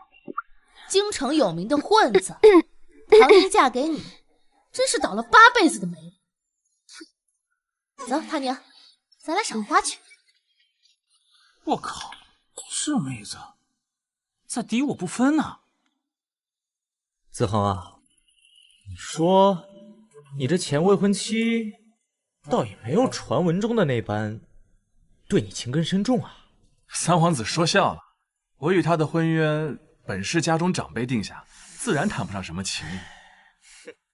你当真不后悔？这有什么可后悔的？哎，也是啊。这有些人呢，错把珍珠当榆木。本宫啊，是真替你惋惜。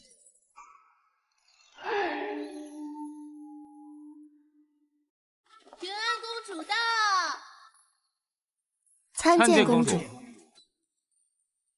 都免礼吧。是。本宫还以为你最近事多，今日便不来了呢。云安姐姐，怎么会呢？这赏花宴我每年都来，今年我不仅来了，我还将我的夫君侯府二郎迟燕也一同带了过来。姐姐您瞧瞧。二公主好，我是唐宁的老公，啊不，夫君。二郎好，久闻大名。哦，二公主，你听说过我的故事？你正经点。二公主，以后咱们常来常往。啊，二郎还真是率真豁达呀。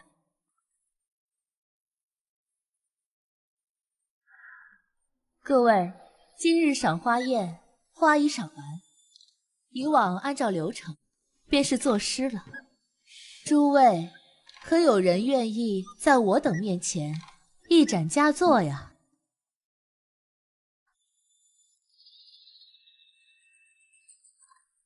吃也没个吃相。既然诸位都不愿意先做，那孙某不才，便抛砖引玉。请。好。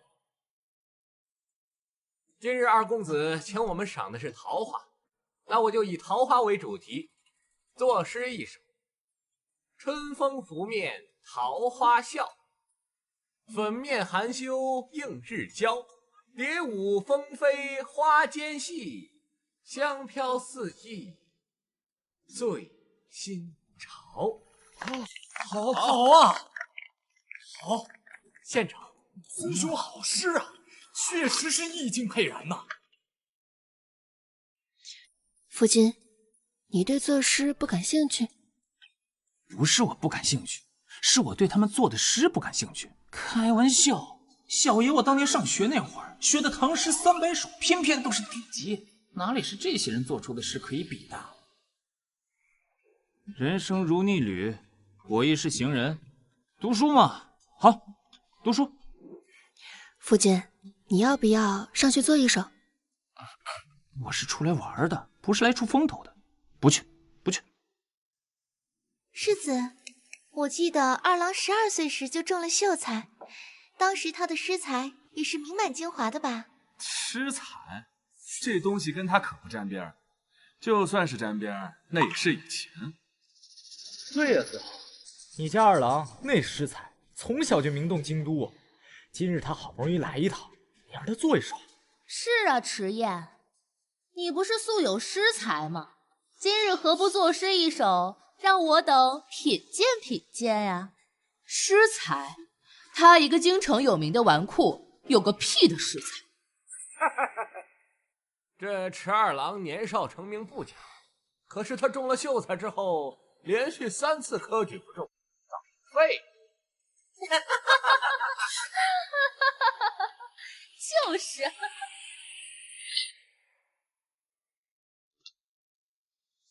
我说诸位，倘若这诗今天我做出来，尔等当如何？切，你做出来便做出来。今日赏花宴本就是有作诗的环节，你做一首诗而已，还想当如何？哎呦我去！老子吃东西就吃东西，不作诗就不作诗。要你们在这儿来阴阳怪气来嘲讽老子，瞧小爷给你们惯的！你什么你？你没事就跟老子给我一边待着去！狗一样的东西！迟燕，你有辱斯文！傻逼！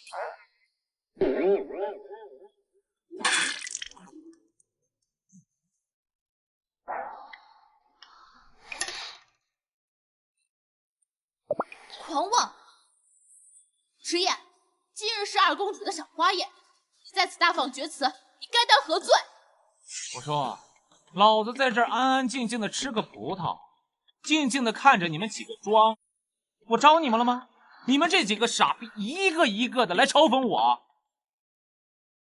要在平时，老子早就把你们给干翻了。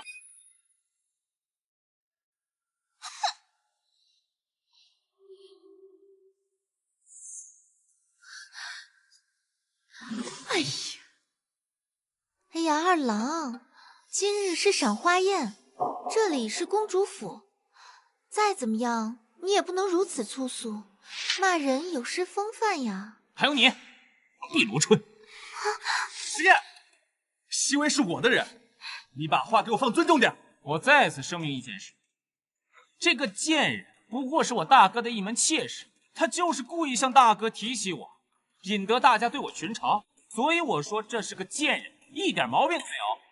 够了，你你给我滚出去！这什么破地方，我还不想待了呢。媳妇儿，胡闹！迟燕，你当这里是什么地方？想骂便骂，想来就来，想走便走。渊安姐姐，你听我说，这是……你闭嘴，这不关你的事。迟家二郎，今日这件事，你必须给本宫一个交代。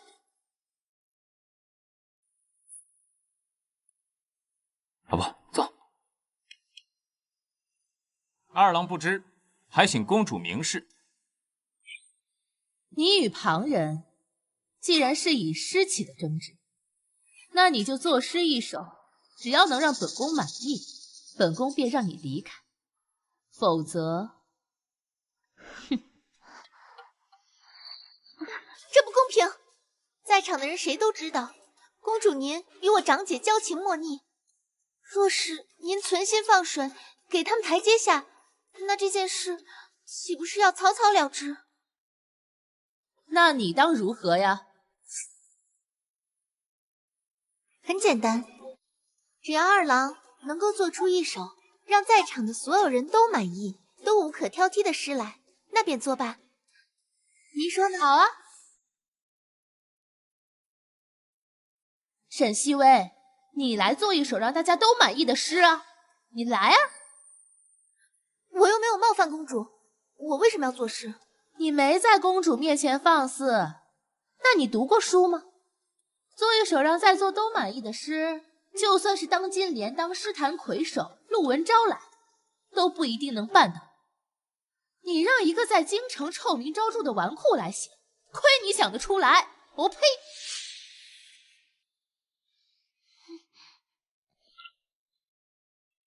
拿纸笔来！来，给他纸笔。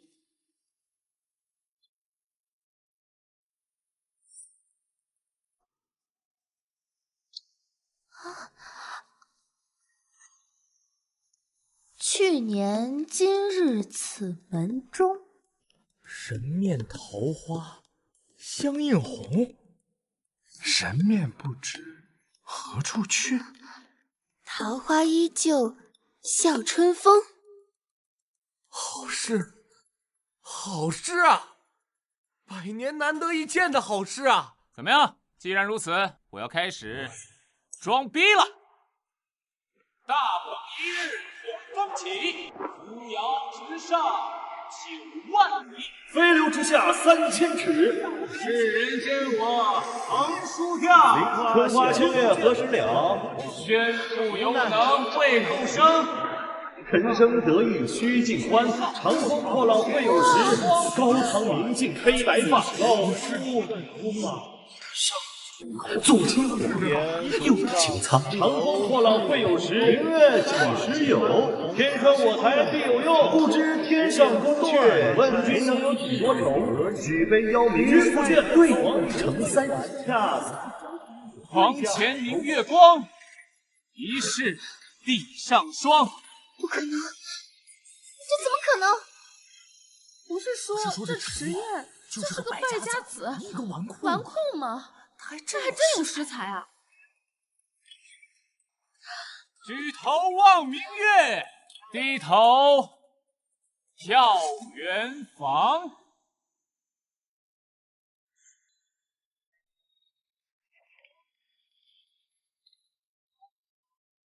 老婆，我们走。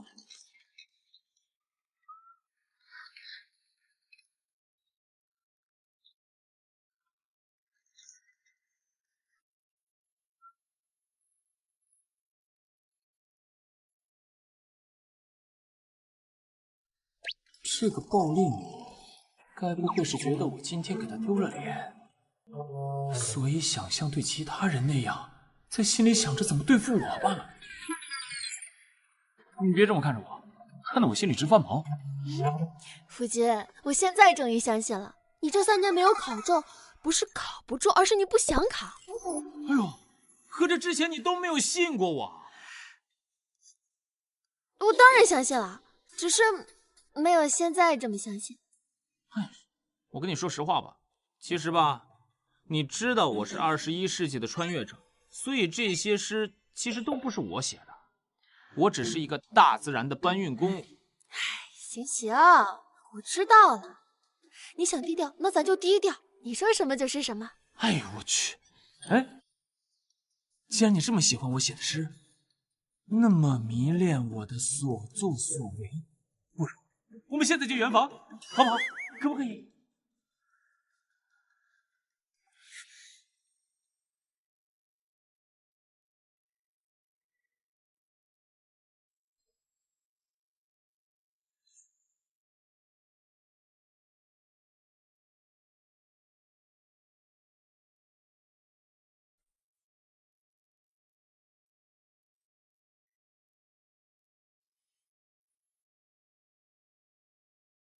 二少爷，夫人，车到了。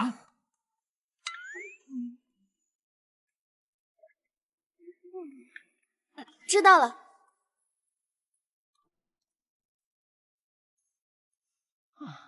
哎，什么破车，开这么快？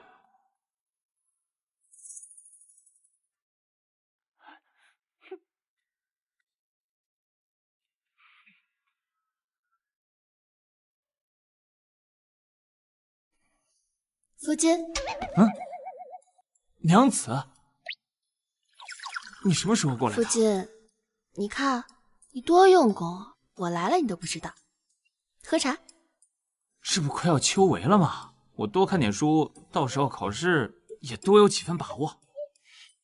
夫君，既然你这么有信心，那……哎！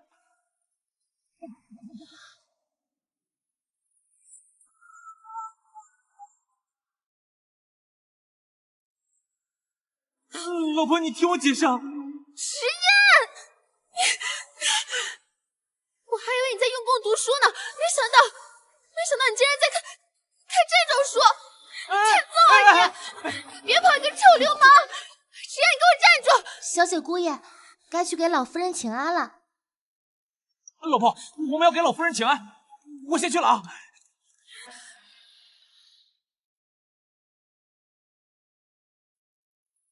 熹微，给老夫人敬茶。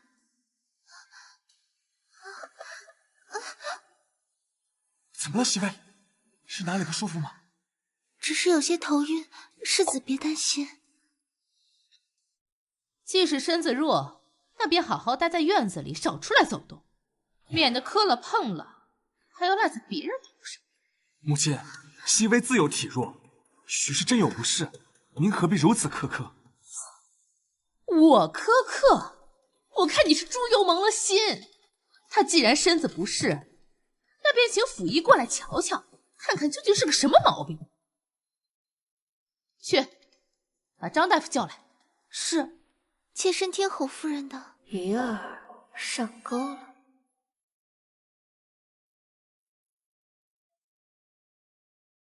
见过老夫人和各位大人。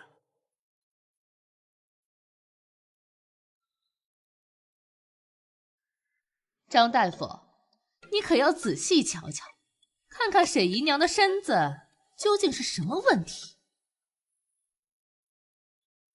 你如实说便是。回侯夫人世子，姨娘脉如走珠，往来流利，这是有喜了呀。世子，我们有孩子了。你没有听错，你确实有孕了。这怎么可能？这小贱人天天都喝避子汤，她怎么可能有孕？这个孩子留不得。这老千婆果然是个心狠手辣的。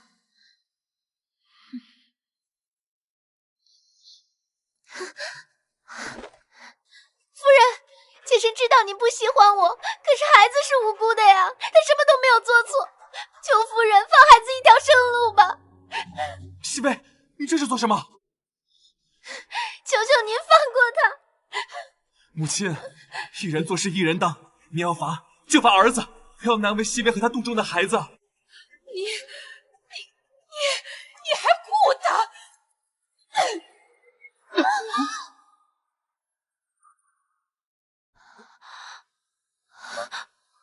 世诗，这个孽种要是生了下来，外头的人要知道了会怎么看你？母亲，旁人的言论有那么重要吗？儿子只知道大丈夫抚养天地，无愧于心。若我连自己的孩子都护不住，那才叫人笑话。哎呀，这世子与二妹妹当真是伉俪情深，我们这旁人看了都十分动容。不如侯夫人就成全了他们吧。是啊，大嫂，毕竟孩子是无辜的，那可是活生生一条命啊。好了，你早不做打算，如今木已成舟，你还闹什么闹？母亲，这个孩子留下来，至于其他的事情，以后再说。这件事就这么定了。谢祖母，谢祖母，你老看着我干什么？沈西薇怀孕，你这么开心啊？这是喜事，为什么不开心？这个女人又在琢磨什么坏事？小姐，你都不知道，二小姐在打怀孕以后，老夫人就下令吃穿用度都先紧着她，过得可风生水起了。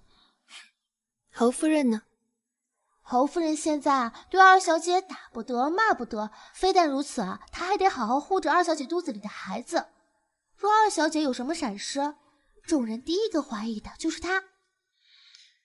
你说，按照侯夫人的性子，倘若这日后她发现沈西薇怀孕是假，骗她是真，她会如何？小姐，咱们给二小姐的那方子是假的，给二小姐把脉，确认二小姐怀孕的那个大夫也是咱们提前打点好的。回头啊，要是侯夫人知道二小姐没有怀孕，那她肯定把她这些天受的气呀，都加倍的奉还回去。那我们就拭目以待。王管家，我上个月才支了一笔银子，这还不到1个月就花完了。母亲，二少夫人，王管家怎么在这里？唐宁啊，你先在旁边坐会儿。你说吧，王管家。二夫人，您是知道的，如今府里多了位小主子，这吃的穿的用的，哪样不得要银子呀？这以往我也补贴过大房，这没错。如今大房的妾室怀了身孕，这也算在我头上，这算怎么回事儿？那沈西薇怀的又不是我二房的孩子。等等，王管家，刚刚我没理解错的话，你是替大房来向我们二房要银子了？二少夫人，您有所不知，侯府历来都是如此。这寻常人家大房花二房的银子都是被人瞧不起的，更何况是侯府这样显赫的门楣。是，王管家日后不必再来，我们二房不会再给银子给大房。二少夫人，听您这话，是打算不给了？我说的还不够明白吗？好，二少夫人，告辞。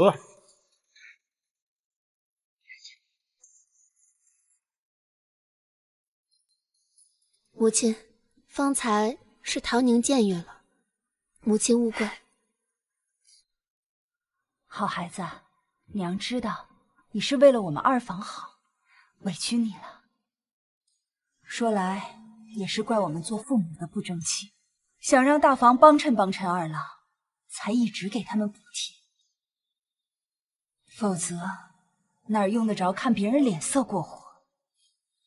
母亲，我能理解您的良苦用心，不过正所谓斗米恩，升米仇，我们一味的忍让，只会让别人更不重视。是这个道理。况且唐宁认为二房并不欠大房的，夫君能否成才，靠的是他自身，我们确实可以为他铺路，可能不能走上这条路，能在这条路上走多长，得看他自己。您说是不是？这么多年，我还没你看得明白。您是当局者迷。你说大嫂那边心存不满，该当如何？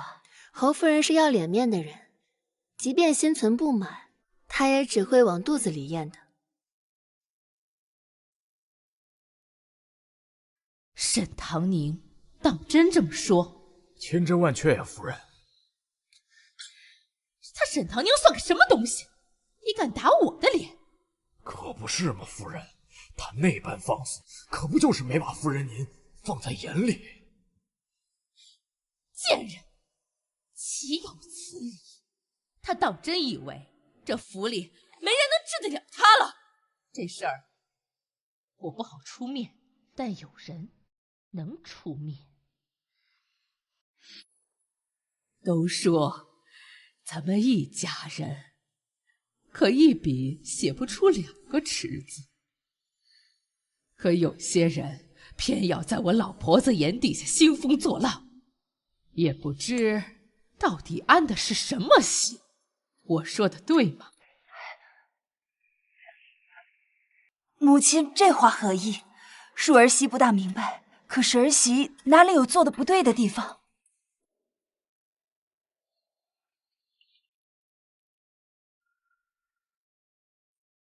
祖母，您向来处事周全，做事谨慎，这是有什么误会？您消消气。起来吧。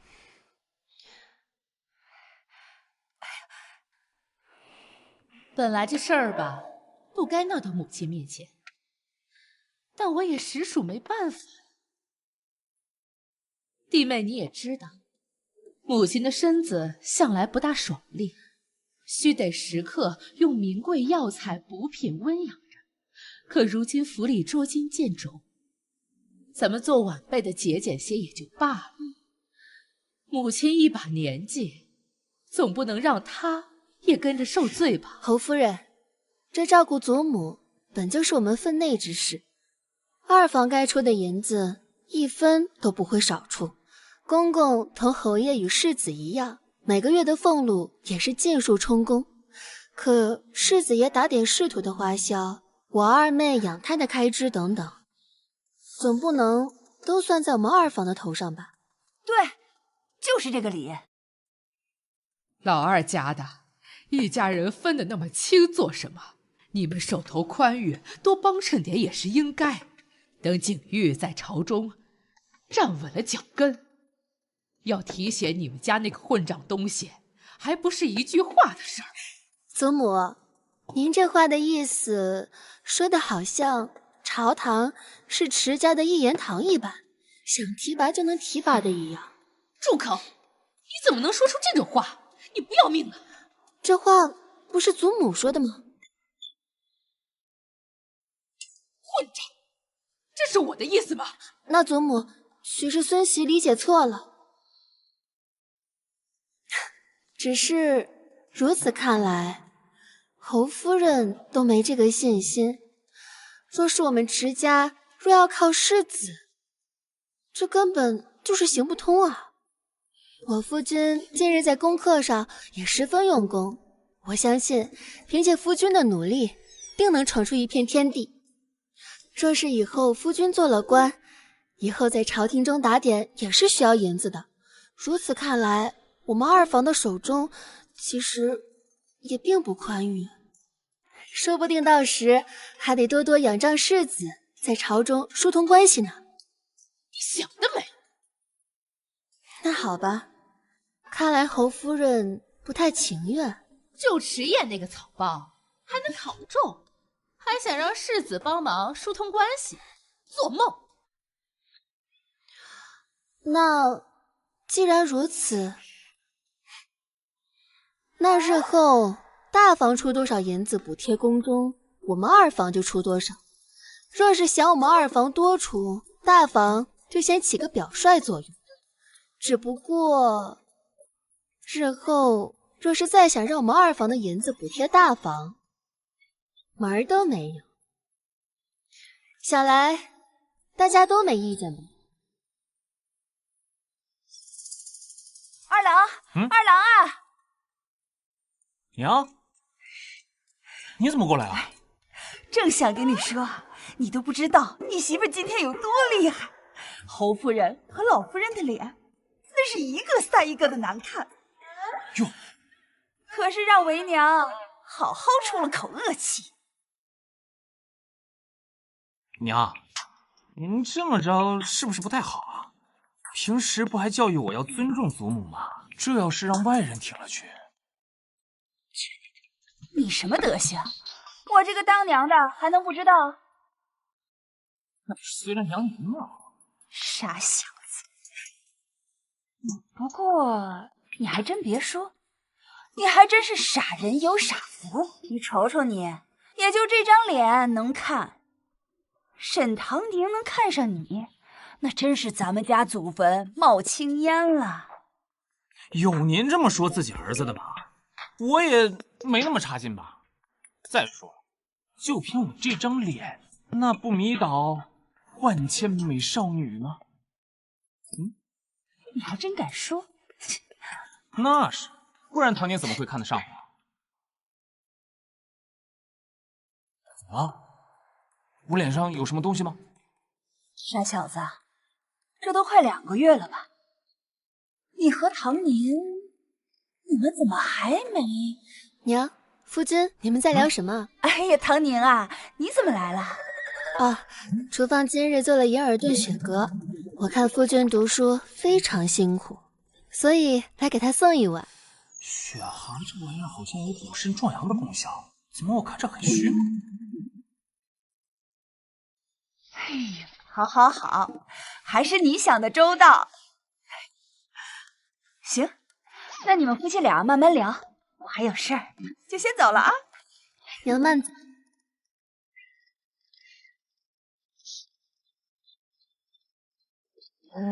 夫君，快过来。这雪蛤羹得赶紧趁热喝，凉了口感可就没那么好了。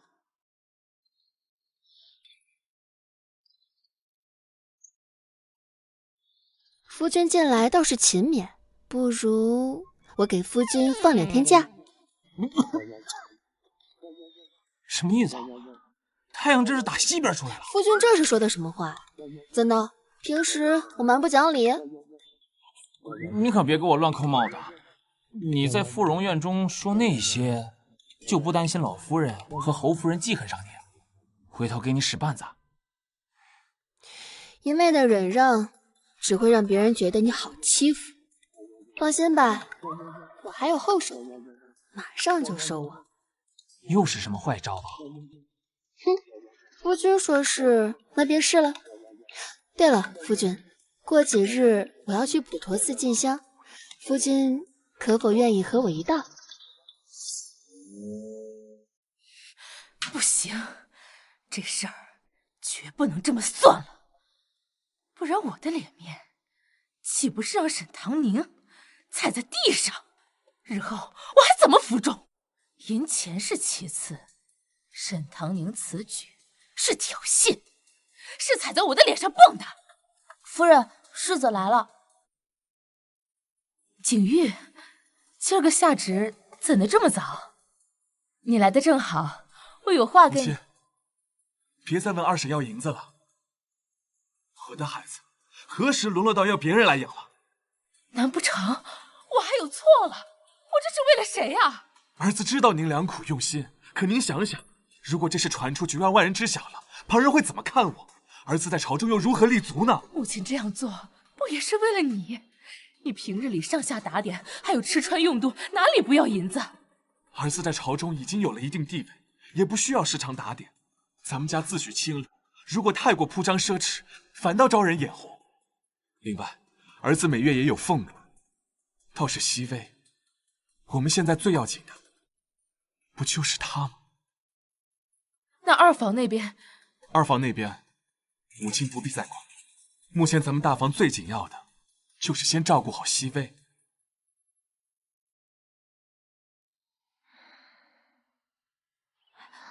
恕罪，姨娘恕罪！拉出去，打！姨娘饶命！姨娘饶命！姨娘！沈唐宁，等我把孩子生下来，当上世子夫人，我要你在这个侯府寸步难行。小心点儿，沈姨娘有孕在身，要是沈姨娘出了什么事儿，你担待得起吗？沈姨娘恕罪，沈姨娘恕罪啊！跑这么快做什么？回沈姨娘的话，沈二爷和小二夫人明天要去普陀寺上香，所以小人今日将马牵出来遛弯，早做准备。沈唐宁和迟燕明天要去普陀寺上香，滚吧！是。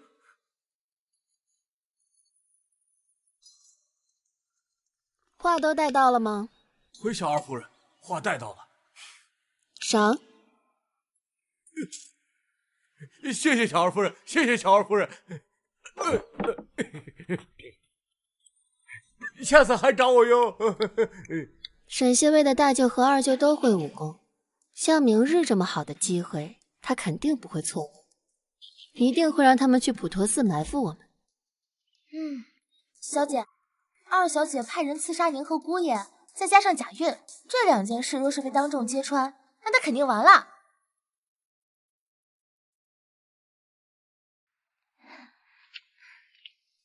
娘，这大白天的，慌慌张张，像什么样子？娘，我刚刚得到消息，沈唐宁和迟燕明天要去普陀寺上香。这他们要去上香便去，与我们有何干系？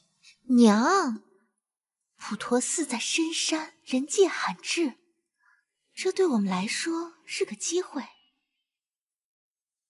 你的意思是，大舅和二舅武艺超群，咱们可以让他们趁机去普陀寺，除掉沈唐宁和迟燕。大祖母，我跟迟燕就先去给大家求祈安符了。好，山路崎岖不好走，一路平安呐。走了，祖母。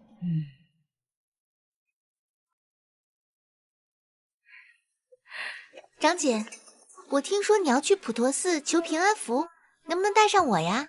正好我也想为肚子里的孩子求个平安。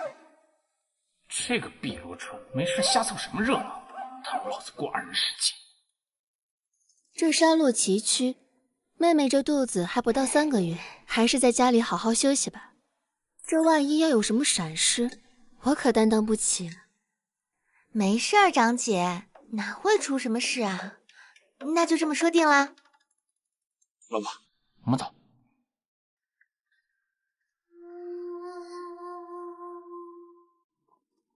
你说你二妹这人可真不是个省油的灯。夫君当日可是差点就与二妹成亲了呢。若当日是你们2个成亲，夫君也会如此说吗？我们现在都成亲了，你说这个干什么？夫君不用紧张，我不过就是做个假设，我又不是那种蛮不讲理的人。若是我真的跟他成亲了，那我只能给他应有的尊重，其他的我好像也给不了什么。应有的尊重？你这样的性子，我当真少见。像古代女子地位的确低下，不过小爷我是21世纪的人，在古代女子的一身荣辱皆系于夫家，而我这种不成器的，要是有人愿意嫁给我，那我肯定要给她尊重啊。夫君莫要妄自菲薄，你是很好的男儿。你在瞎说什么呀？放在古代，你二妹这样的是指定看不上我。那是他没有眼光，你很好。的确，我确实有很多优点。哎呦，你这么说我都有点不好意思了。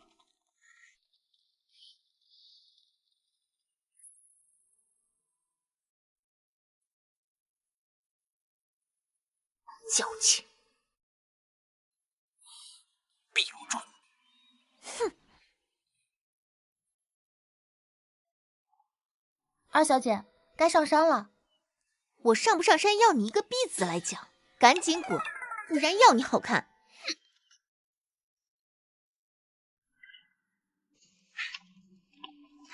大舅、二舅，怎么样？沈唐宁来了没有？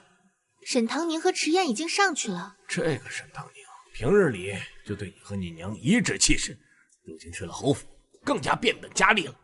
归零那日，他在你爹面前污蔑你娘，陷害他，以至于现在你爹对你娘态度一落千丈。七位，你放心，今日有你二舅和大舅在，一定为你把那个沈唐宁给解决掉。还有迟燕，没问题。那大舅、二舅，熹微就在这里等你们的好消息。走，走。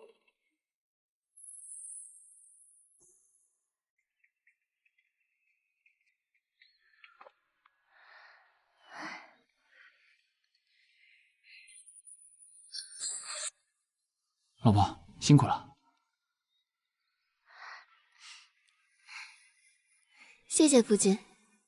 费了这么大劲，就是为了来上香啊？你不是不信这个吗？对啊，我不信。那你上来为了什么呀？我更相信事在人为。事在人为。阿弥陀佛。施主上香还是供灯？上香，还劳烦师傅带路。与施主客气了，请随我来吧。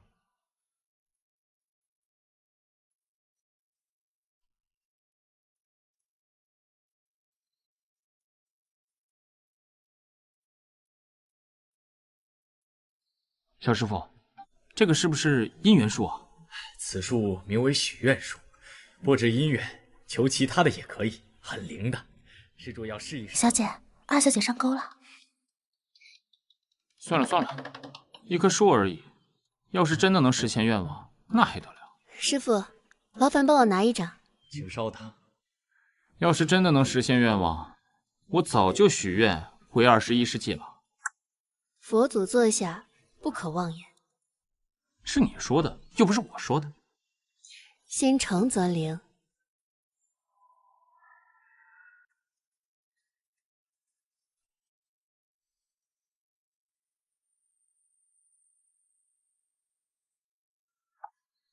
老婆，怎么还顺带捎上我了？说，是不是拿我来凑字数？是啊，不然这上面空一块，你不觉得空落落的吗？老婆，你不是想要我高中吗？怎么不写这个啊？一次性许2个愿望的话，是不是太贪心了？万一佛祖知道了，生气怎么办？唉，小师傅，给我也拿一张。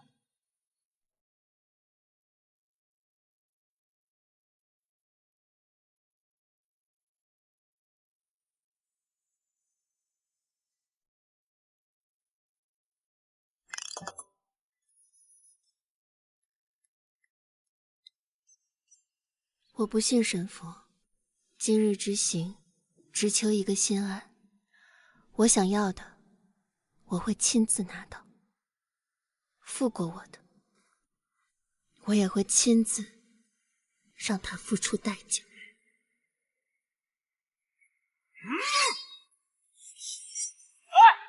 小心！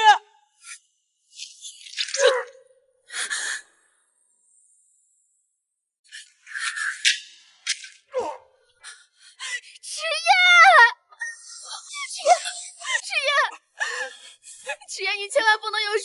迟燕，杀了他们！姑爷，把他们拿下！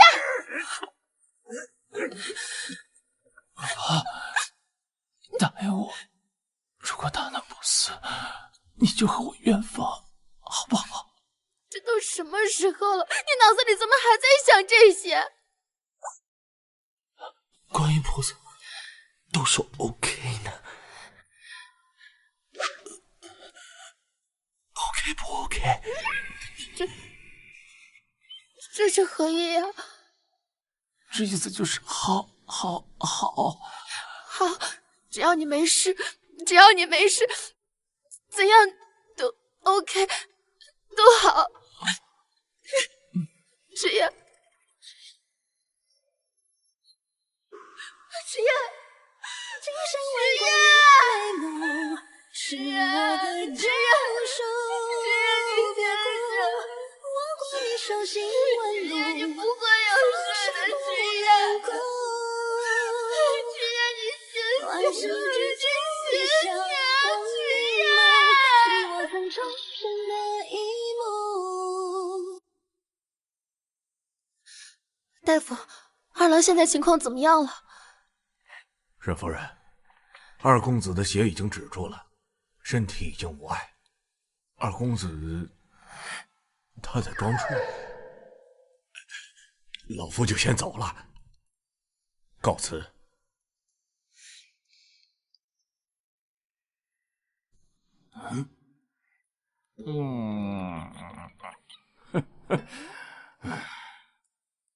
徐烨！哎呦，痛死了！竟然骗我！哎，老婆别走，老婆别走！放开！你坐下，我跟你解释啊。我们成亲到现在，我都没有圆房。那关你骗我什么事？老婆，你不是都说了，若是这次我没事，你就和我圆房。你是尚书府嫡女，你不能骗人啊！你现在身上伤口都这样，还想着圆房，你不要命了？圆房是圆房，伤口算什么？你看，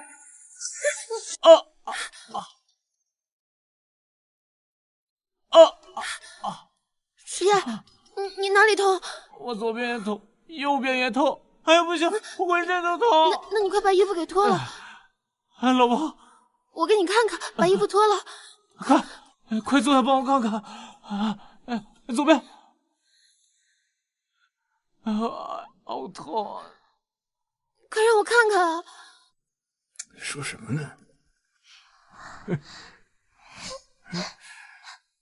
你怎么还脸红了？哎，这下好了，咱们能抱孙子了啊！谁说咱们家二郎傻？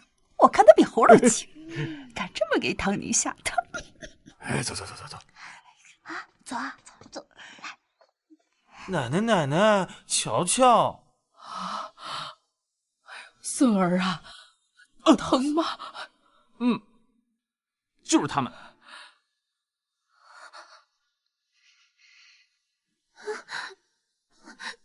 砍他们头！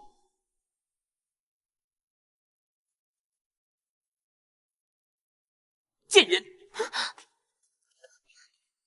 老婆，大胆审视！你遣人在普陀寺埋伏，妄图刺杀我的孙儿迟燕和孙媳唐宁，你可知何罪啊？不是熹微干的，是他们干的，跟熹微没有关系。你可真是我的好女儿！是你告诉我，说他们今天要去普陀寺上香，也是你告诉我，让我把你大舅二舅找来刺杀沈唐宁。可如今事情败露了，却把屎盆子扣我头上。如今事情败露了，却把屎盆子扣我头上。沈西薇，你个毒妇！来人呐，把这4个人发配到刑部。不，世子，我还怀着孕，我还怀着你的孩子，求世子救我，求世子救我！祖母，求祖母饶了熹微吧，看在熹微怀孕的份上。是啊，祖母，您就看在我是第1次犯，还怀有身孕的份上，饶了我这一次吧。母亲，看在熹微怀了孩子的份上，你说句话呀，母亲。如果熹微和孩子出事的话，儿子这一辈子都不会原谅自己的。母亲，沈熹微犯错，但她腹中的孩子是无辜的。这移交刑部之事，以儿媳之见，不然还是作罢。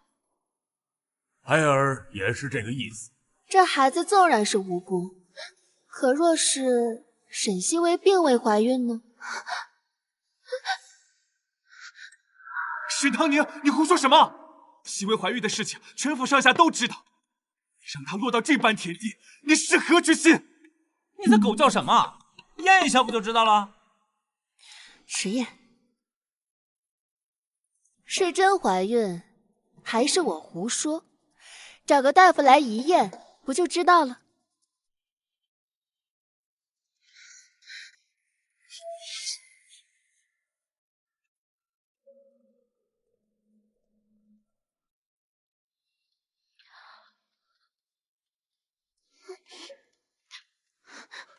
老夫人，侯爷，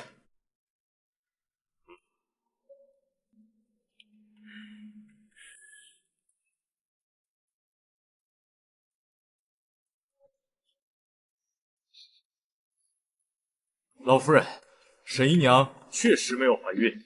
什么？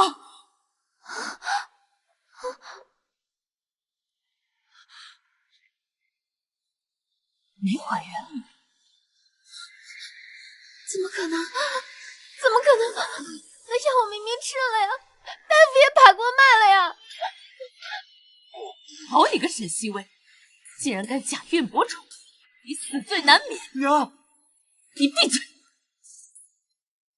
来人，把这4个人押到刑部。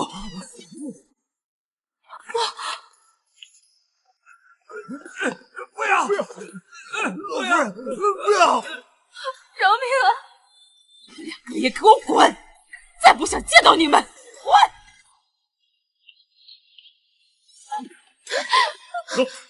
沈唐宁，是你。那药是你下的手脚，那个大夫也是你做的圈套，你不得好死！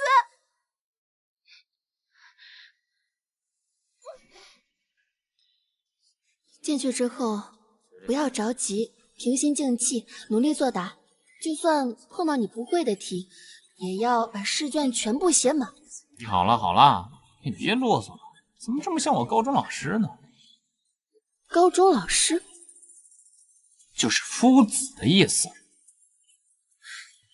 总之，你不要紧张，就算这一次考不中没关系，大不了我养你嘛。你养我？考生入场。我走了啊。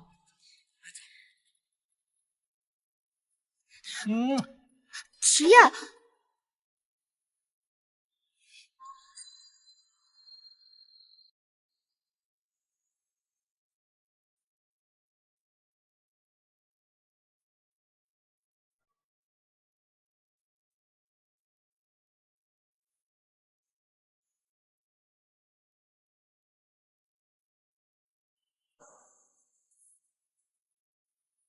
老师，我答完了。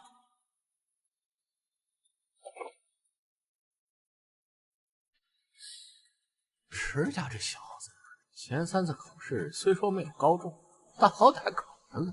这次直接放弃。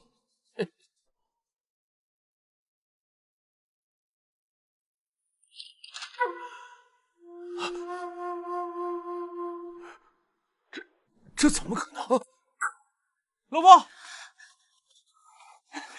夫君，你怎么现在回来了？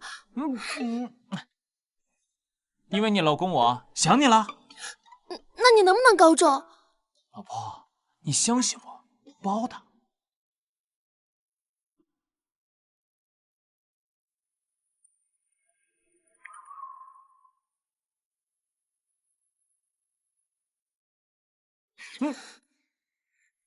那个，还是等你高中之后再圆房吧。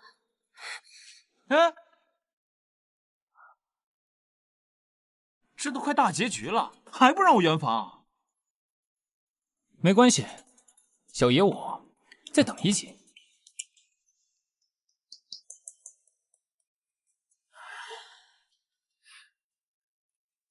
哎，儿子，有希望考中吗？爹，包的。包子？什么时候了，还想着包子呢你？闺女，这傻小子能中吗？应该包的吧。哎，闺女说这傻儿子能中吗？闺女说包的。包的。嫂子，您看他能中吗？滚！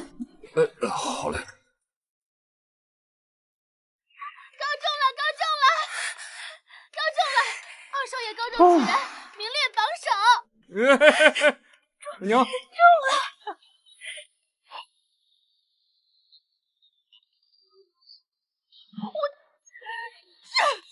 老子我终于可以圆房啦！